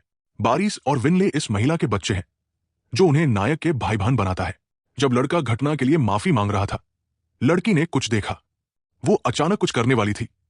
उसने अपने भाई के सिर पर लात मारने की कोशिश की, लेकिन लड़के ने हमले से बच निकला। उसने पूछा कि लड़की ऐसा क्यों कर रही है। वो अपने भाई के व्यवहार से बहुत चिढ़ गई थी, जो बहुत औपचारिक और अजीब ढंग से व्यवहार कर रहा था। आखिरकार वही तो था जो राजकुमार से मिलने के लिए इतना उत्सुक था। दोनों ने गर्मा गर्म बहस शुरू कर दी, ये दिखाते हुए कि वे वाकई भाई बहन हैं, जिसने हमारे नायक को पूरी चर्चा देखने के लिए प्रेरित किया। उसने सुना कि वे चोरों के एक समूह की देखभाल कर रहे थे। शायद ये सच था, और उन्हें करीब से देखने पर वे शायद ही शाही लग रहे थे। उनके बीच लंबी बहस के बाद उन्होंने हमारे नायक की ओर ध्यान दिया। वे अभी भी वही भाई बहन थे जो हमेशा उसकी हर बात सुनते थे। लड़की नाराज थी क्योंकि राजकुमार उनकी बहस पर हंसने लगा था। उनकी आखिरी बातचीत को 6 साल हो गए थे। जब राजकुमार कोमा में चला गया, उन्हें एक दूरस्थ क्षेत्र में भेज दिया गया था। उस समय वे केवल 8 साल के थे और मुश्किल समय में ज्यादा कुछ नहीं कर सकते थे। इसके अलावा अनीशा ने अपनी पहली बेटी को कड़वी रानी की साजिशों के कारण एक विदेशी राज्य में भेज दिया था। उसे अपने बच्चों की रक्षा करनी थी। हमारे नायक को नहीं पता कि वे निर्णय लेना कितना मुश्किल था, और हर कोई इसे समझ नहीं सकता। उसने पूछा कि क्या उसके भाई बहनों ने अपने पिता से बात की है। उन्होंने कहा कि वे राजकुमार के पास आने से पहले उनसे मिले थे। हमारे नायक ने जानना चाहा कि राजा कैसे हैं। भाई ने कहा कि वो थोड़ा थका हुआ लग रहा था, और लड़की ने देखा कि उसने अभी तक अपने पिता को नहीं देखा है। हमारे नायक को पता है कि यह मुश्किल हो सकता है, लेकिन वो जल्द ही उनसे मिल सकेगा। राजकुमार के निवास की ओर जाते समय उन्होंने कुछ देखा जिसे कहना जरूरी था। उस जगह की स्थिति वाकई दयनीय थी। उसने कहा कि कुछ लोगों ने बजट में गबन किया था, लेकिन उन लोगों को पहले ही पकड़ लिया गया है। यह सुनकर उसका भाई बहुत परेशान हो गया। वो ये स्वीकार नहीं कर सका कि उसके भाई के साथ ऐसा किया गया। एक बीमार व्यक्ति से पैसे चुराना अस्वीकार्य था। वे राजा से बात करने जा रहे थे, लेकिन हमारे नायक ने उनसे कहा कि वे इसके लिए खुद को थकाए नहीं। उसका भाई ऐसा लग रहा था जैसे वो कुछ करने वाला हो, लेकिन अचानक रुक गया जब उसे राजकुमार की बात समझ आई। नायक काफी शांत लग रहा था, और उसने कहा कि वो अपने मामले खुद संभालेगा। अपने भाई बहनों के साथ पुनर्मिलन ने उसे और खुश कर दिया। उसे नहीं पता था कि उसके पक्ष में इतने लोग हैं। हालांकि शायद ये सिर्फ उसकी कल्पना थी। वो अपने भाई बहनों के साथ अनौपचारिक बातचीत करता रहा, और ऐसा लगता है कि लड़की में जादू की कुछ संभावनाएं हैं। और एक बार फिर वे तुच्छ मामलों पर चर्चा करने लगे। उसके भाई को भी तलवारबाजी में प्रतिभा है, भले ही वे अक्सर बहस करते हों। वे प्रतिभाशाली है। उन शब्दों को सुनने के बाद उसे एक तलवारबाजी प्रतियोगिता के बारे में पता चला, जिससे उसके भाई बहन चिंतित हो गए। वे नहीं चाहते थे कि राजकुमार को इस जानकारी का पता इस तरह चले, और अब वे फिर से बहस कर रहे थे। फिर युवक ने खुद को संयमित किया। राजकुमार को एक छोटा लिफाफा पेश किया। वो तलवारबाजी प्रतियोगिता हर 5 साल में होती है, और इस बार ये पिस्टी के राज्य में आयोजित होगी। नायक जानता है कि प्रतियोगिता का उद्देश्य ग्रीक ओलंपिक की तरह महाद्वीपों के बीच सद्भाव को बढ़ावा देना है। पत्र की सामग्री पढ़कर उसने देखा कि इसमें भाड़े के सैनिकों से लेकर शाही लोगों तक विभिन्न श्रेणियां हैं। उसके भाई ने कहा कि राजकुमार को मौका लेना चाहिए, क्योंकि उसने कभी वो राज्य नहीं छोड़ा, और इसीलिए उसने अपने पिता से एक अनुरोध किया। लड़की को उम्मीद है कि वे सब एक साथ जा सकते हैं। पिस्टी का राज्य जल नगरी के रूप में जाना जाता है, और यह बहुत सुंदर जगह होनी चाहिए। नायक अपने भाई बहनों के प्रस्ताव के बारे में थोड़ा और सोचने लगता है, केवल यह महसूस करने के लिए कि वे फिर से बहस करने लगे हैं। हमारे नायक ने कहा कि अब वो इसके बारे में कुछ नहीं कर सकता, क्योंकि वो अपने जुड़वा भाई बहनों के अनुरोध को कभी ठुकरा नहीं सकता। वे उत्साहपूर्वक उत्सव मनाने लगे, और राजकुमार ने उनसे कहा कि वे उसके घर को नष्ट न करें। उन्हें इतना खुश देखना अच्छा था, और बारिश एक बात में सही था। नायक ने कभी महल नहीं छोड़ा था, और इस दुनिया में एक आयोजन का आनंद लेना बुरा नहीं होगा, भले ही केवल एक बार, क्योंकि ये एक ऐसी संभावना है जिसे खोजा जा सकता है, जहां उसे थोड़ा मजा भी मिल सकता है। और उसने कामना की कि उनकी यात्रा जल्द शुरू हो। अन्य लोग भी इस तलवारबाजी प्रतियोगिता के बारे में जान रहे हैं। बारिश 14 साल का होने वाला है, और वो लगभग वयस्क हो रहा है। वे जानते हैं कि जुड़वा भाई बहन अभी राजकुमार से बात कर रहे होंगे, लेकिन बुजुर्ग ने उन्हें चिंता न करने को कहा, क्योंकि राजकुमार एक आदर्श व्यक्ति बन रहा है। वो शांत और महान अंतर्दृष्टि से संपन्न है, और बुजुर्ग ये देखकर बहुत हैरान था कि वो कितना बदल गया है। रहस्यमयी व्यक्ति के लिए बुजुर्ग का निर्णय पर्याप्त से अधिक था, और जो प्रेम का आदि राजा लगता है, उसे ये स्थिति थोड़ी दुखद लगती है। फर्नीचर पर पूर्व रानी की एक तस्वीर रखी गई थी। नायक ने अपनी मां की तस्वीर को बहुत खुशी के साथ देखा। अब तक वो महल की स्थिति को नजरअंदाज कर रहा था। बुजुर्ग की मदद से इमारत को बहुत जल्दी बहाल कर दिया गया। एमी ने भी नवीकरण की सराहना की। वो विश्वास नहीं कर सकती थी कि वो दिन आखिरकार आ गया, और नायक ने देखा कि उसकी रुचि कुछ ज्यादा ही अजीब थी। शायद उसने उस पर बहुत दबाव डाला था, लेकिन एमी खुश थी कि चीजें अच्छी चल रही थी। फिर उन्होंने राजकुमार से पूछा कि क्या वो तैयार है, क्योंकि यात्रा का समय नजदीक आ रहा था। हमारे नायक ने एमी से कहा कि वो उस बोतल का ध्यान रखे। अब वे प्रस्थान के लिए तैयार थे। वे पिस्टी की ओर जा रहे हैं, जल नगरी। यह प्रतियोगिता एक ऐसा आयोजन है जो दुनिया का ध्यान खींचता है और इसका बड़ा प्रभाव है। चूंकि उसका भाई प्रतिस्पर्धा करने जा रहा है, राजकुमार उसके साथ जा सका, भले ही वो कथित तौर पर बीमार है। अगर बारिश प्रतियोगिता में अच्छा प्रदर्शन करता है तो ईर्ष्यालु राजकुमार की प्रतिष्ठा को झटका लगेगा। रानी ने रखेल के बेटे को भाग लेने की अनुमति दी, जैसे कि उसे विश्वास हो कि वो असफल होगा। ऐसा लगता है जैसे वो किसी तरह उसकी राह में बाधा डालने की योजना बना रही हो। राजा भी इस आयोजन में शामिल हुआ और एक गणमान्य व्यक्ति के रूप में उसका स्वागत किया जा रहा है। यह पहली बार था जब नायक ने जागने के बाद राजा को देखा था। ऐसा लगता है जैसे पिछले 6 महीनों से राजा अपने बेटे से बच रहा था। राजा ने उन्हें सिर उठाने का आदेश दिया। वो जानना चाहता था कि क्या उसके बेटे को आत्मविश्वास है। युवक ने कहा कि हाँ, और वो अपने राजा का अच्छी तरह प्रतिनिधित्व करने की पूरी कोशिश करेगा। और राजा ने उसकी सुरक्षित वापसी की कामना की। इसके बाद दोनों ने थोड़ी देर बात की, लेकिन फिर राजा ने किसी को देखा, पहले वारिस को सीधे देखते हुए, जो भी उसकी ओर दृढ़ता से देख रहा था। राजा ने बिना कोई प्रतिक्रिया दिखाए डेवी की ओर पीठ फेरी, लेकिन कहा कि यह जानकर बहुत अच्छा लगा कि वो स्वस्थ है। डेवी की बहन ने देखा कि वो अभी अपनी भावनाएं जाहिर करने के मूड में नहीं है, लेकिन उसे अपने पिता की मौजूदा हालत पर कोई आश्चर्य नहीं हुआ। लोग कह रहे थे कि बरेरिस का इस प्रतियोगिता में हिस्सा लेना पूरे राज्य के लिए बहुत महत्वपूर्ण है। इसे उत्सव की तरह मनाया जाएगा। डेवी ने देखा कि राजा बहुत बदल गया है। उसमें पहले जैसा नायकीपन या आत्मविश्वास का नामोनिशान नहीं था। वो अब एक थके हुए बूढ़े शेर जैसा लगता था, जो अपनी जिम्मेदारियों से ऊब चुका है। समारोह के बाद वे सभी रथ में बैठे। बरिस ने कहा कि यात्रा शायद उबाऊ हो, लेकिन उनकी सुरक्षा के लिए खास सैनिक रखे गए हैं। उसने डेवी से पूछा कि क्या उसे कुछ परेशान कर रहा है। डेवी की एकमात्र चिंता यह थी कि यह यात्रा नीरस होगी, क्योंकि हर कोई उसकी सेहत को लेकर चिंतित था। उसकी बहन ने कहा कि डेवी ने जो शराब दी थी, उससे यात्रा अब ज्यादा आसान हो जाएगी। बरिस ने उसे डांटा और कहा कि वो शराब के साथ सावधान रहे, लेकिन वो पहली बार इतनी अच्छी चीज पी रही थी। उसने पूछा कि डेवी को यह बोतल कहां से मिली। डेवी को खुद नहीं पता था, क्योंकि वो उसकी मां ने छोड़ी थी। उसके भाई बहन इस कीमती चीज को पीने को लेकर चिंतित थे, लेकिन डेवी को कोई परवाह नहीं थी। उसने कहा कि ये चीजें करने के लिए बनाई गई है और उन्हें ऐसे खास दिन पर इसका मजा लेना चाहिए। उन्हें एहसास हुआ कि डेवी बहुत बदल गया है। पहले वो अपनी मां की चीजों को बहुत संभाल कर रखता था। डेवी को उम्मीद नहीं थी कि उनके पास इतनी अच्छी यादें होंगी। खैर, वे फिर से उत्सव मनाने लगे और रथ अपने गंतव्य की ओर बढ़ता रहा। रात में वे रुककर डेरा डाले। यात्रा अगले दिन सूर्योदय के साथ फिर शुरू होगी। ये यात्रा एक दिन और चलेगी। बरिस को डेवी की चिंता थी, क्योंकि ये उसका पहली बार डेरा डालना था। डेवी ने कहा कि वो ठीक है और पूछा कि विंडले कहाँ है। उसे बताया गया कि वो टहलने गई है। शायद उसने थोड़ा ज्यादा पी लिया था। डेवी ने शराब के लिए माफी मांगी। फिर उन्हें याद आया कि डेवी पहले कहता था कि वो ऐसा डेरा डालना चाहता है। वे लोग कोशिश कर रहे थे कि रुकावट कम हो, ताकि डेवी के शरीर पर ज्यादा जोर न पड़े। पूरी यात्रा बहुत सावधानी से हो रही थी, क्योंकि उसे एक मरीज की तरह देखा जा रहा था। डेवी को एहसास हुआ कि समय के साथ कुछ चीजें बदल जाती है और कुछ वही रहती है। वो अपने भाई बहनों के साथ होने के लिए आभारी था। फिर उसने उस लड़के को गुड नाइट कहा, जो अपनी झोपड़ी की ओर जा रहा था। एमी ने पूछा कि क्या राजकुमार भी आराम नहीं करेगा, लेकिन डेवी आसमान को देखने में मस्त था।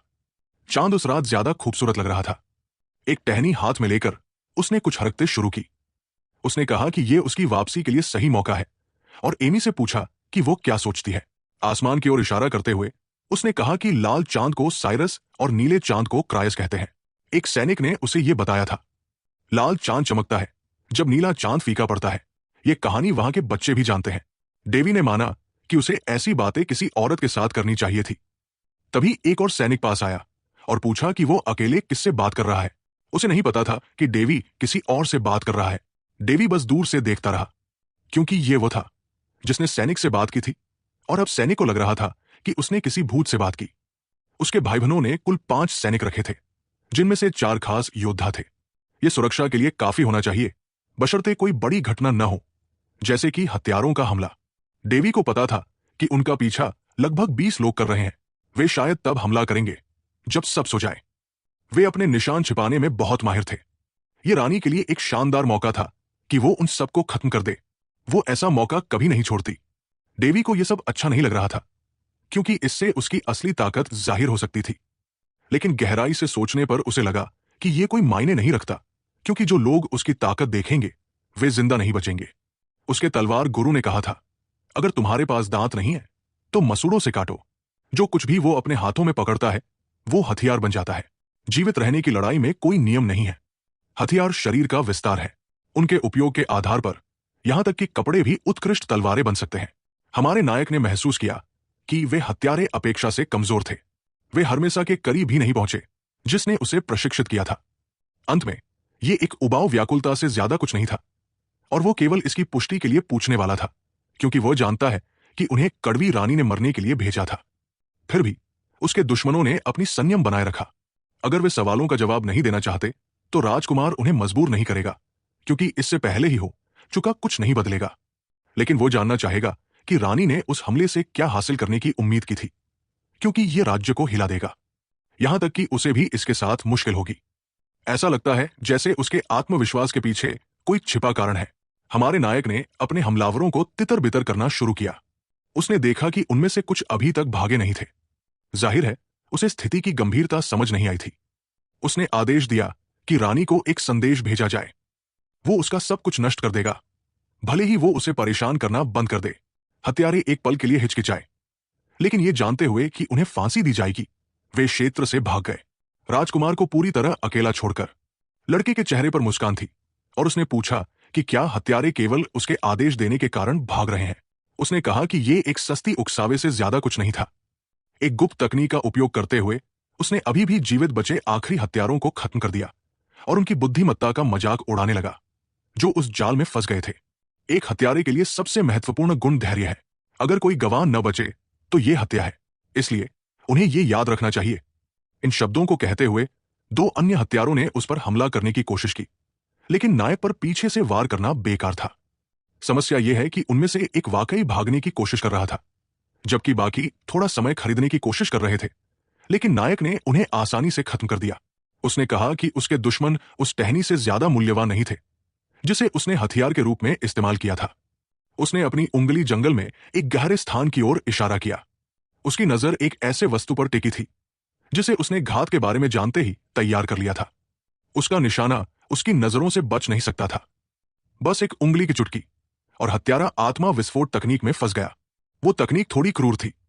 संदर्भ के लिए उपयुक्त, उसे उन लोगों के प्रति कोई दया नहीं दिखानी चाहिए जो उसकी जान लेने की कोशिश करते हैं। हीरोज के मंदिर में उसे यही सिखाया गया था। यह उन सभी के लिए उपयुक्त अंत था। एक आदर्श हत्या। उस कृत्य का लेखक कभी नहीं पकड़ा जाएगा, और यही इसे पूर्ण बनाता था। कड़वी रानी यह जानने के लिए उत्सुक थी कि हत्यारों का मिशन कैसा रहा, लेकिन नौकर के पास देने के लिए कोई अच्छी खबर नहीं थी। उसकी शिष्यों की जिंदगियों से बंधी मोमबत्तियां पूरी तरह बुझ गई थी। रानी ने महसूस किया कि सभी हत्यारे मार डाले गए थे। फिर उसने पूछा कि वे शाही हरामी कैसे हैं। उसे पता चला कि वे सभी अपने गंतव्य पर सुरक्षित पहुंच गए थे।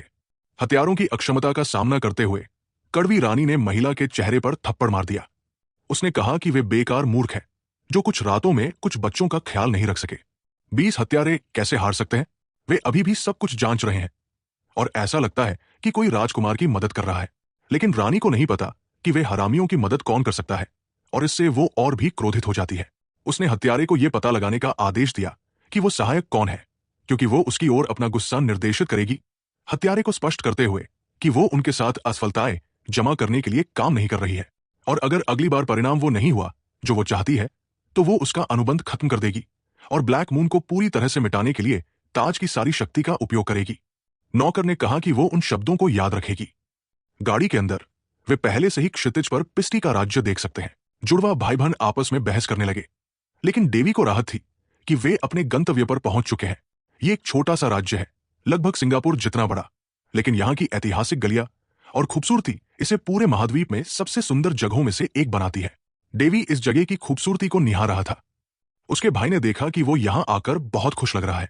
उनके सामने एक विशाल इमारत थी जो कोलोसियम जैसी दिखती थी। यहीं पर तलवारबाजी की प्रतियोगिता होने वाली थी। ये जगह आमतौर पर ग्लैडिएटर्स और राक्षसों के बीच लड़ाइयों के लिए इस्तेमाल होती है। अब यहां 8 देशों की प्रतियोगिता होगी। देवी को लगता था कि ये सब देशों का अपनी सैन्य ताकत दिखाने का एक तरीका है। हर कोई इस प्रतियोगिता को लेकर उत्साहित नहीं था, क्योंकि सभी प्रतियोगी 20 साल से कम उम्र के थे। उनमें से सभी प्रतिभाशाली नहीं थे। पास ही उसकी बहन ने बताया कि राउंड राज्य का प्रतिनिधि वही मूर्ख है जिसके साथ वो हाई है।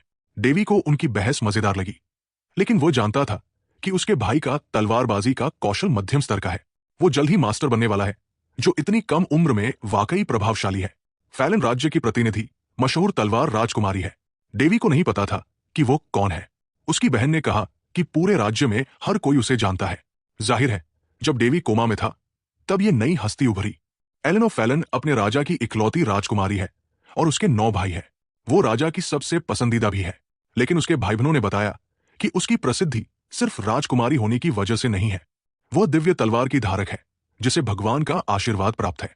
ये तलवार, जिसे बनाने में 1000 दिन और 1000 रातें लगी, एक उत्कृष्ट कृति है। इसे काल्डरस भी कहते हैं।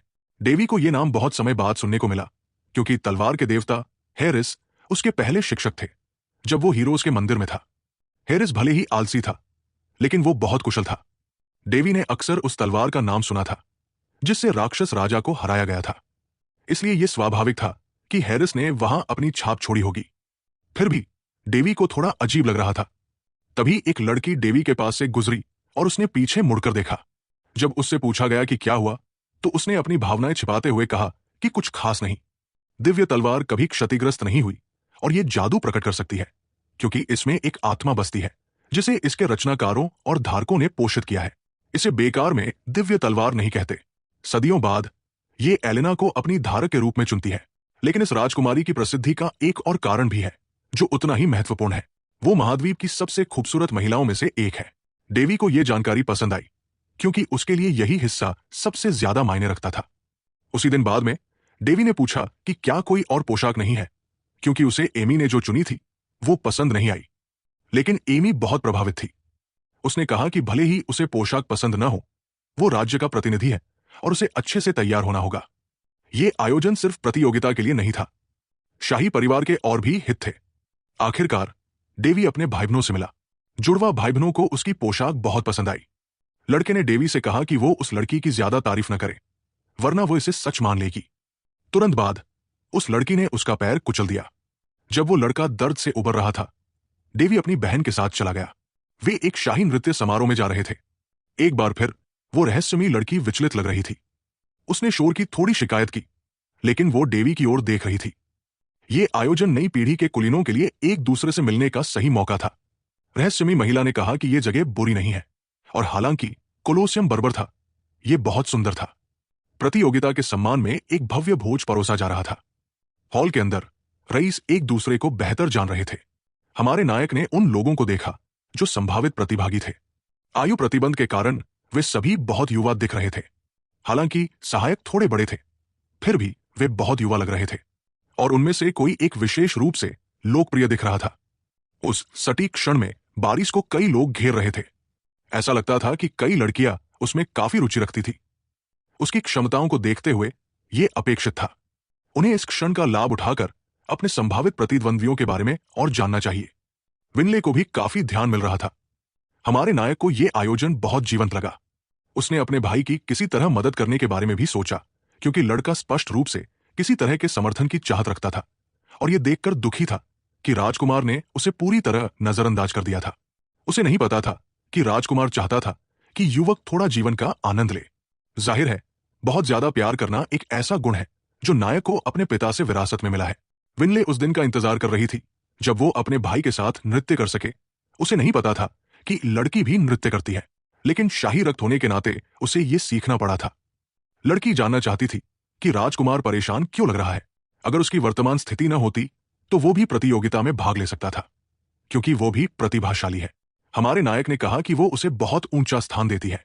मेहनत के बिना प्रतिभा केवल एक भ्रम है। प्रतिभा का कोई मतलब नहीं रह जाता, और उस तरह का ध्यान वो नहीं चाहता, क्योंकि ये उसके लिए मायने नहीं रखता। नायक का सपना है बिना चिंताओं के जीवन जीना। उसकी बहन ने कहा कि वो ऐसा बोलकर बूढ़े व्यक्ति की तरह लगता है। तभी कोई उनके पास आया जो राजकुमारी विनले से मिलना चाहता था। ईर्ष्या से भरे हमारे नायक ने जानना चाहा कि वो पतला हरामी कौन है, और वो हैरान था कि वो व्यक्ति उसकी बहन को जानता था। लड़की के चेहरे से ये एक सुखद मुलाकात नहीं थी। फिर भी वो राजकुमारी के पास आया, नायक को एक तरफ धकेलते हुए क्योंकि वो वाकई उसके साथ थोड़ी बात करना चाहता था। उसने कहा कि वो ऐसा नहीं कर सकती क्योंकि वो अपने भाई के साथ बातचीत के बीच में थी। युवक ने परेशान होने से इनकार नहीं किया और शिष्टाचार की कमी के लिए माफी मांगी। उसने हमारे नायक से अपना परिचय दिया। उसका नाम है बोल्टस, अपने राज्य का 7वां राजकुमार। आइए इस दुर्लभ रत्न को हसमुख मूर्ख कहें। नायक अपना परिचय देने वाला था, लेकिन हसमुख मूर्ख पहले से ही जानता था कि वो कौन है। भले ही वो उसकी पहचान जानता हो, हमारे नायक प्रभावित नहीं लगता। हसमुख मूर्ख ने पूछा कि राजकुमार यहां क्या करने आया है, और हमारे नायक ने कहा कि वो अपने भाई को प्रतियोगिता में देखने आया है। लेकिन उसे आश्चर्य हुआ कि हसमुख मूर्ख ने उसे जानते हुए भी धक्का दिया। अतिथि ने राजकुमार को सुखद प्रवास की शुभकामना दी और अपना ध्यान फिर से राजकुमारी विनले पर केंद्रित किया। उसने कहा कि वह प्रतियोगिता जीतना चाहता है और अपनी जीत उसे समर्पित करना चाहता है, लेकिन उसने इसे अनावश्यक और अन्य प्रतिभागियों के लिए असभ्य पाया। और हसमुख मूर्ख ने कहा कि यह असभ्य नहीं होगा अगर वो प्रतियोगिता जीत ले। उसने कहा कि उसका जुड़वा भाई भी भाग लेगा, और ऐसे वादे करना लड़के की प्रतिभा को कम करता है। राजकुमार को बाह से खींचकर उसने हसमुख मूर्ख को पीछे छोड़ दिया। हमारे नायक को संतुष्टि महसूस हुई, ये महसूस करते हुए कि उसकी बहन अपना ख्याल रख सकती है। लेकिन उसे अतिथि का व्यवहार बिल्कुल पसंद नहीं आया, जो निश्चित रूप से चीजों को यही खत्म नहीं होने देगा। राजकुमारी के पास आकर उसने पूछा कि क्या वो उसकी उपस्थिति को कम आंक रही है। हमारे नायक ने महसूस किया कि वो बहुत आक्रामक हो रहा था, और उसने नायक की धैर्य की सीमा को परख लिया था। उसने अपना पैर आगे बढ़ाया ताकि वो ठोकर खाए। उसे एक हाथ से सावधानीपूर्वक स्थिर रखते हुए हमारे नायक ने कहा कि उसका हाथ फिसल गया, और हसमुख मूर्ख को चेतावनी दी कि वह उसकी कीमती बहन पर हाथ न डाले। देवी को खुद को खुशकिस्मत समझना चाहिए कि वो बिना हड्डी टूटे बच गया, वरना वो प्रतियोगिता में हिस्सा नहीं ले पाता। लेकिन वो हसमुख मूर्ख, जिसे अपमानित किया गया था, और भी ज्यादा गुस्से में था। उसने अपनी मुट्ठियां भींची और देवी के चेहरे पर दस्ताने से थप्पड़ मार दिया। पहले तो देवी को समझ नहीं आया कि यह क्या था, लेकिन फिर उसे एहसास हुआ कि वो हसमुख मूर्ख उसे द्वंद्व युद्ध के लिए चुनौती दे रहा है। जाहिर है उसे अभी भी काफी अपमान सहना बाकी था। देवी की बहन ने बीच में आने की कोशिश की, लेकिन हसमुख मूर्ख ने उसे रोक दिया। उसने कहा कि यह उसका मामला है और उसे अपने शूरवीर के सम्मान के लिए यह करना होगा। लेकिन एक औरत ने कहा कि वो बस वहां हंगामा कर रहा है। हर कोई जानता था कि वो गोरी लड़की कौन है। उसने सारा वाकया देखा था और हसमुख मूर्ख से एक सवाल पूछा। देवी को पूरी तरह हैरानी हुई जब उसने पूछा कि क्या हसमुख मूर्ख को वो सम्मान वापस पाने का हक है जो उसने खोया। वो थी इलेना, फैलन साम्राज्य की राजकुमारी, जिसे तलवार की देवी माना जाता था। कहा जाता है कि वो काल्डरस तलवार की मूल धारक थी और उसने क्लेमोर नाम की एक खोई हुई तलवारबाजी तकनीक बनाई थी। जो लोग इस तकनीक में माहिर होते थे वे अपनी तलवार के एक झटके से चमत्कार कर सकते थे। देवी ने तुरंत सोचा कि शायद वो हैरिस है, लेकिन फिर उसे पता चला कि वह राजकुमारी इलेना है। उसकी मौजूदगी से वहां हलचल मच गई। देवी भी थोड़ा हिल गया। उसे हैरानी हुई कि राजकुमारी हैरिस से इतनी मिलती जुलती है, क्योंकि उसे यकीन था कि हैरिस पुरुष था। अब उसे औरत के रूप में देखना अजीब था। गलती से उसने ये बात जोर से कह दी। राजकुमारी उसके सामने खड़ी थी और जानना चाहती थी कि वो क्या कह रहा है। वो इतने करीब थी कि देवी को थोड़ा असहज महसूस हुआ। उसने कहा कि वो गलत समझा। फिर भी राजकुमारी उसे गहरी नजरों से देखती रही। देवी ने दावा किया कि उसे भूल गया कि वो क्या कह रहा था, लेकिन उसे समझ नहीं आ रहा था कि बात यहां तक कैसे पहुंची। उसका भाई भी आ गया ये देखने की क्या हो रहा है। राजकुमारी ने फिर से हसमुख मूर्ख की ओर ध्यान दिया और कहा कि वो वहां सभी का अपमान कर रहा है। वो औरत, जिसे सम्राट का निषिद्ध खजाना कहा जाता था, वाकई प्रभावशाली थी। उसका व्यक्तित्व बहुत आकर्षक था। उसने कहा कि अगर हसमुख मूर्ख को अपने शूरवीर के सम्मान की वाकई परवाह है तो उसे उन दोनों मेहमानों से माफी मांगनी चाहिए। लेकिन हसमुख मूर्ख अपमान से भरा हुआ था और गुस्से में था। देवी को लगा कि इतना घमंडी इंसान आसानी से माफी नहीं मांगेगा। उसे इसमें एक शानदार मौका दिखा। इससे पहले कि हसमुख मूर्ख माफी मांगता, देवी ने कहा कि वह द्वंद्व युद्ध स्वीकार करता है। यह सुनकर उसकी बहन बहुत चिंतित हो गई, लेकिन देवी हसमुख मूर्ख को अपने गुस्से से बचने नहीं देना चाहता था। राजकुमारी ने कहा कि यह लड़ाई बेकार है, लेकिन देवी ने जवाब दिया कि यह उसका फैसला है कि वो इसे स्वीकार करे या नहीं। उसने हसमुख मूर्ख से पूछा कि क्या वो वाकई द्वंद्व युद्ध चाहता है, क्योंकि अगर उसे सिर्फ पिटाई चाहिए तो पिटाई ही मिलेगी। देवी को लकड़ी की तलवार थामे हुए काफी समय हो गया था। उसका भाई बहुत चिंतित था, क्योंकि उसका प्रतिद्वंद्वी तलवारबाजी प्रतियोगिता में हिस्सा लेने वाला था। लेकिन देवी ने अपने भाई बहनों से कहा कि वे डरे नहीं। हसमुख मूर्ख ने कहा कि देवी तो बस एक शौकिया है और उसे हार मान लेनी चाहिए, वरना वह अपने भाई बहनों के लिए मुसीबत खड़ी कर देगा। उसने कहा कि अगर डेवी उसके सामने घुटने टेक दे तो वो उसकी गलतियों को माफ कर देगा।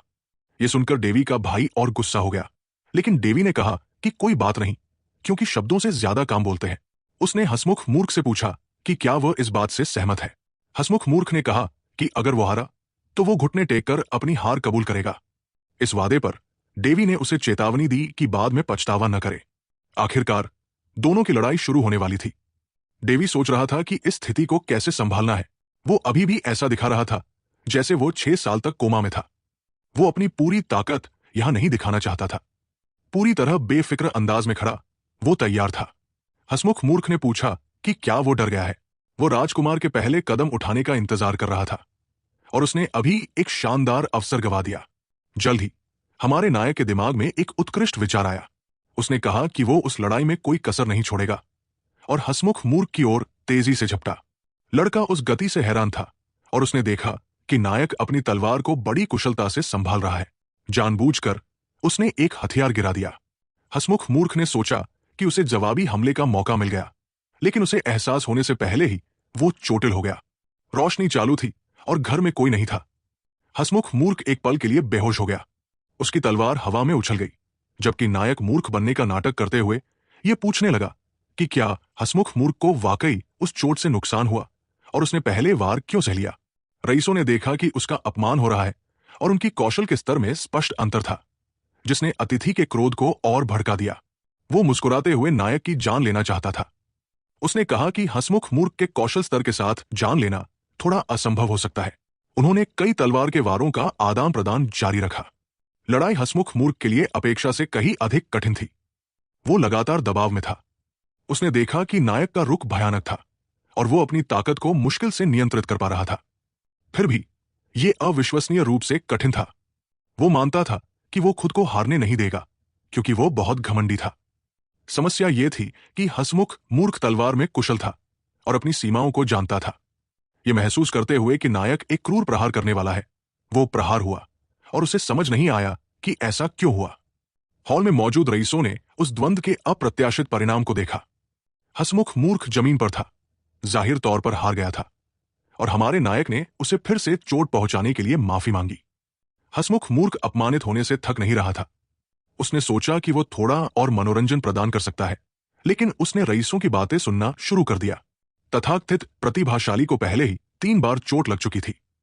शायद वो उतना प्रतिभाशाली नहीं था जितना अफवाहें दावा करती थी। क्रोध से भरा उसने जमीन पर मुक्का मारा, ये कहते हुए कि रईसों को कुछ पता नहीं। फिर भी उसे फिर से खड़े होने की हिम्मत नहीं थी। हमारे नायक जानता था कि हंसमुख मूर्ख पूरी तरह से क्रोध से अंधा हो चुका था और इसलिए उसने वो तलवारबाजी तकनीक सीखी थी। उस तकनीक का सही नाम था नशे की तलवार। जैसा कि नाम से पता चलता है, ये ऐसा है जैसे उपयोगकर्ता नशे में हो। इसे सबसे बड़े शराबी, महान, पूजनीय, सबसे शानदार डोजुन ने ईजाद किया था और तलवार के देवता को वो तकनीक बहुत दिलचस्प लगी, क्योंकि ये अप्रत्याशित और खतरनाक थी। इसलिए नायक ने इसे सीख लिया। लड़के को इसे सीखते देख इसके रचयिता को एहसास हुआ कि यह वाकई कितना खतरनाक है और वो अपनी निष्कर्ष पर हंसने लगा। तलवार के देवता ने चेतावनी दी कि इस तकनीक का उपयोग लापरवाही से नहीं करना चाहिए, केवल उन लोगों के खिलाफ जो वाकई दफन होने के लायक है। नायक को कुछ जागरूकता रखनी थी। उस तकनीक के रचयिताओं ने इसे गंभीर वर्जना माना था, शायद इसलिए कि यह बहुत शक्तिशाली और अप्रत्याशित थी। इनमें से कोई भी कारण चिंता का असली कारण नहीं था। यह था कि यह शैली धोखे और प्रतिद्वंद्वी के हेरफेर से गहराई से जुड़ी थी। इस शैली का लक्ष्य किसी की रक्षा करना नहीं था, बल्कि जान लेना था और केवल प्रतिद्वंद्वी को सबके सामने अपमानित करना था। उस इरादे के बावजूद यह शैली अविश्वसनीय रूप से प्रभावी है। एकमात्र समस्या यह है कि इस प्रक्रिया में प्रतिद्वंद्वी को भारी उकसावा मिलता है। एक बार फिर बड़ी कुशलता के साथ हमारे नायक ने हंसमुख मूर्ख को जमीन पर गिरा दिया। जितनी बड़ी भीड़, यह तकनीक उतनी ही प्रभावी होती है, जैसा कि अब हो रहा है। हमारे नायक ने कहा कि उसे नहीं पता कि वो सिर्फ भाग्यशाली है या उसका प्रतिद्वंद्वी वाकई इतना खराब है। डेवी इस पल का पूरा मजा ले रहा था, क्योंकि तलवारबाजी का यह अंदाज उसे बहुत पसंद था। राजकुमारी इलेना पूरे ध्यान से मुकाबला देख रही थी। तभी हंसमुख मूर्ख की तलवार चमकने लगी। उसकी आंखें खतरनाक दिख रही थी। वो अपने गुस्से में पूरी तरह खो चुका था। उसने ऐलान किया कि वो देवी की जान तुरंत ले लेगा। मुकाबला अचानक बहुत खतरनाक हो गया। ये एक आत्मा की तलवार थी। देवी के भाई बहन डर गए, लेकिन हसमुख मूर्ख ने कहा कि अब पछताने का समय नहीं है। देवी जानता था कि अगर और इत्तेफाक हुए तो लोग उस पर शक करने लगेंगे। इसके अलावा उसे हर समय एक ठंडी नजर का एहसास हो रहा था जो उसे देख रही थी। हसमुख मूर्ख देवी के करीब पहुंच गया। उसे लगा कि उसने देवी को असावधान पकड़ लिया है। उसने अपनी तलवार की नोक से देवी के सिर पर वार करने की कोशिश की, लेकिन जैसा उसने सोचा था वैसा हुआ नहीं। उसे समझ नहीं आया कि क्या हो रहा है। तब जाकर उसे पता चला कि देवी ने उसका वार चकमा दे दिया। वो देवी को घूरता रहा, अभी भी समझ नहीं पा रहा था कि क्या हुआ। देवी ने अपनी टांग हसमुख मूर्ख की टांग से उलझाई और सब कुछ उलट-पुलट हो गया। बेचारा हसमुख मूर्ख गिरने से उबरने की कोशिश कर रहा था। उसने कहा कि यह सब बेकार है, लेकिन तभी देवी की लकड़ी की तलवार ने उसे हैरान कर दिया। देवी ने शिकायत की कि उसकी कमर में दर्द हो रहा है। उसने कहा कि वो अपना संतुलन खोकर खुद ही गिर गया था। कुलीन लोग समझ नहीं पाए कि अभी क्या हुआ, लेकिन हसमुख मूर्ख की तलवार छिन चुकी थी और ऐसा लग रहा था कि वो ये द्वंद्व युद्ध हार गया है। कुलीन लोग हसमुख मूर्ख के प्रदर्शन से निराश थे, लेकिन देवी ने जो दिखाया उससे प्रभावित थे। वे जानते थे कि देवी कई सालों तक कोमा में था। देवी ने कहा कि वो इस द्वंद्व युद्ध में बहुत भाग्यशाली था। कुछ लोगों ने मजाक में कहा कि उसने अपनी सारी किस्मत इस एक पल में खर्च कर दी। हसमुख मूर्ख को अभी भी खड़े होने की हिम्मत नहीं हुई थी। राजकुमारी इलेना सब कुछ देख रही थी। ये एक शानदार तमाशा था, लेकिन वो खुश नहीं थी। उसे ये सब बकवास लगा और वो हॉल से जाने लगी। देवी को लगा कि अगर उसे उस मूर्ख पर दया आ रही है तो ये उसकी गलती है। हसमुख मूर्ख को यह सजा मिलनी ही थी। नौकरों ने राजकुमारी को रोकने की कोशिश की, लेकिन देवी, जो प्यार का दीवाना था, उसे लगा कि राजकुमारी बहुत ठंडी मिजाज है और ये उसे और भी दिलचस्प बनाता था। रथ में बैठे हुए उसे उसके लापरवाह व्यवहार के लिए डांट पड़ रही थी। इस द्वंद्व युद्ध की वजह से उसने काफी हंगामा खड़ा कर दिया था। उसने अपने भाई बहनों को शांत करने की कोशिश की और कहा कि आखिर में सब कुछ ठीक हो गया, लेकिन उसका भाई बरिस ने चेतावनी दी कि देवी बस भाग्यशाली था। उसका प्रतिद्वंद्वी भले ही घमंडी था, लेकिन उसका कौशल ठीक ठाक था। बरिस ने कहा कि उसने पहली मुलाकात में हसमुख मूर्ख के कौशल को देखा था। तब से वो राजकुमारी इलेना के पीछे पड़ा था, जो उसे बहुत परेशान करने वाला मानती थी। आखिरकार देवी का प्लान कामयाब रहा। उसके भाई बहनों ने पूछा कि कौन सा प्लान, लेकिन उसने बात बदल दी। बरिस ने जोर देकर कहा कि वो सिर्फ भाग्यशाली था और उम्मीद की कि ऐसा फिर न हो। लेकिन बरिस अपनी बात पूरी नहीं कर पाया क्योंकि देवी ने उसका हाथ जोर से दबा दिया। उसने पूछा कि राजकुमार को इतनी जबरदस्त ताकत कहां से मिली। देवी ने कहा कि उसे मरीज की तरह व्यवहार न करे, लेकिन उसने अपने छोटे भाई की सलाह मानने का वादा किया। आखिरकार देवी की सच्चाई सामने आएगी। उसकी बहन बहुत खुश और राहत में थी कि उसका भाई इतना शानदार निकला। उसने हसमुख मूर्ख को कई बार असावधान पकड़ा और सचमुच उस मूर्ख को कभी उम्मीद नहीं थी कि वो इतनी बुरी तरह हारेगा। शाम को समापन के लिए आकाश में आतिशबाजी छूटी, लेकिन भीड़ में एक शख्स बेहद गुस्से में था, हसमुख मूर्ख, जो फर्नीचर तोड़ता रहा। नौकर उसे शांत करने की कोशिश कर रहे थे, लेकिन उनकी कोशिशें बेकार थी। उसे यकीन नहीं हो रहा था कि सबके सामने उसका इतना अपमान हुआ। वो इतना घमंडी था कि उसे लगता था कि दुनिया में बहुत कम चीजें हैं जो वो हासिल नहीं कर सकता, और अब वो राउंड राज्य की राजकुमारी के बारे में सोचने लगा। सच तो यह है कि हसमुख मूर्ख का राजकुमारी में एक अलग ही तरह का इरादा है। उसने उसे अपनी मंगेतर चुना क्योंकि उसका होने वाला जीजा तलवारबाजी में बहुत कुशल है। रानी से बात करने के बाद उसे यकीन था कि यह शादी पक्की हो जाएगी, लेकिन उसने जो किया उसके बाद चीजें बहुत जटिल हो गई। पूरी तरह टूट चुका, उसने नौकरों को अपने पास न आने का आदेश दिया और फर्नीचर हवा में उछालता रहा। यह दिखाता था कि वो पूरी तरह भावनात्मक रूप से बिखर चुका है, एक ऐसा इंसान जिस पर तरस आता है। आखिरकार लंबे अपमान के बाद उसका शरीर थक गया। अब वो शारीरिक रूप से भी कमजोर हो चुका था। उसने कसम खाई कि वो उस शख्स की जान ले लेगा जिसने उसका अपमान किया। तभी छाया से एक आवाज आई जो पूछ रही थी कि क्या वो वाकई किसी को मारना चाहता है। उसे नहीं पता था कि वो कौन है, लेकिन उसने फिर से वही सवाल दोहराया। गुस्से में हसमुख मूर्ख ने चिल्लाकर पूछा कि बोलने वाला कौन है। छाया ने एक रहस्यमयी हाथ बनाया और कहा कि वो इस हैंडसम लड़के की मदद कर सकती है उस शख्स को मारने में।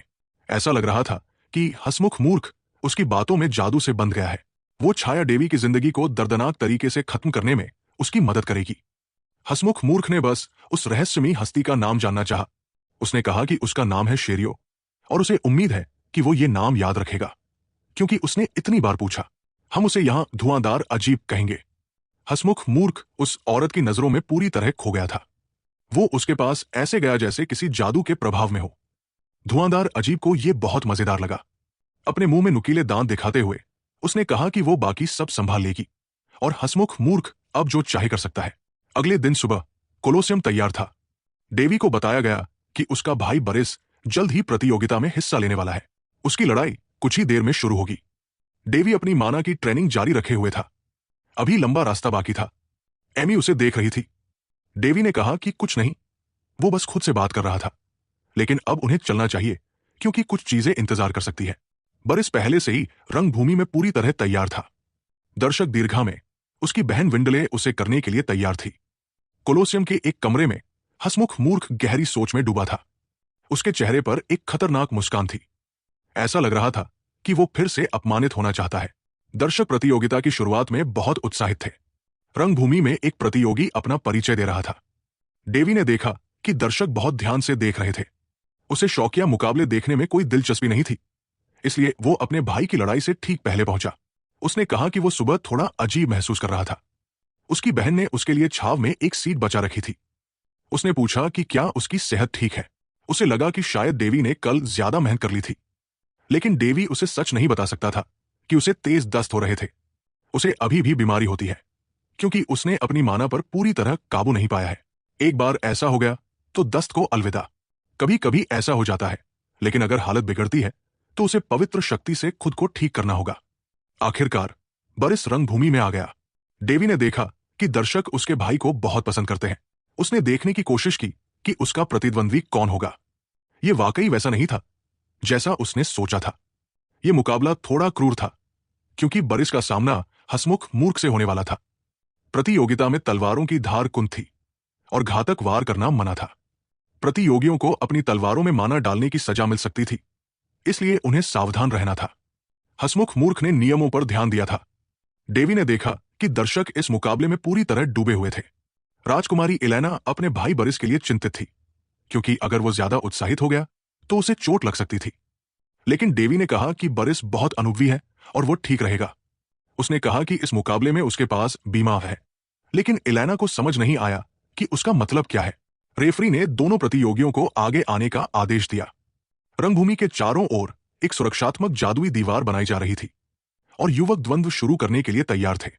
आखिरकार रेफरी ने द्वंद्व शुरू करने का संकेत दिया। दोनों योद्धा हमले के लिए झपटे। हमारे नायक ने देखा कि हसमुख मूर्ख में भी किसी तरह की प्रतिभा थी, जबकि उसका भाई निष्क्रिय क्षति पहुंचाने के लिए कच्ची ताकत का उपयोग करता था। उनकी शैलियों की तुलना करने पर बारिस को लाभ था।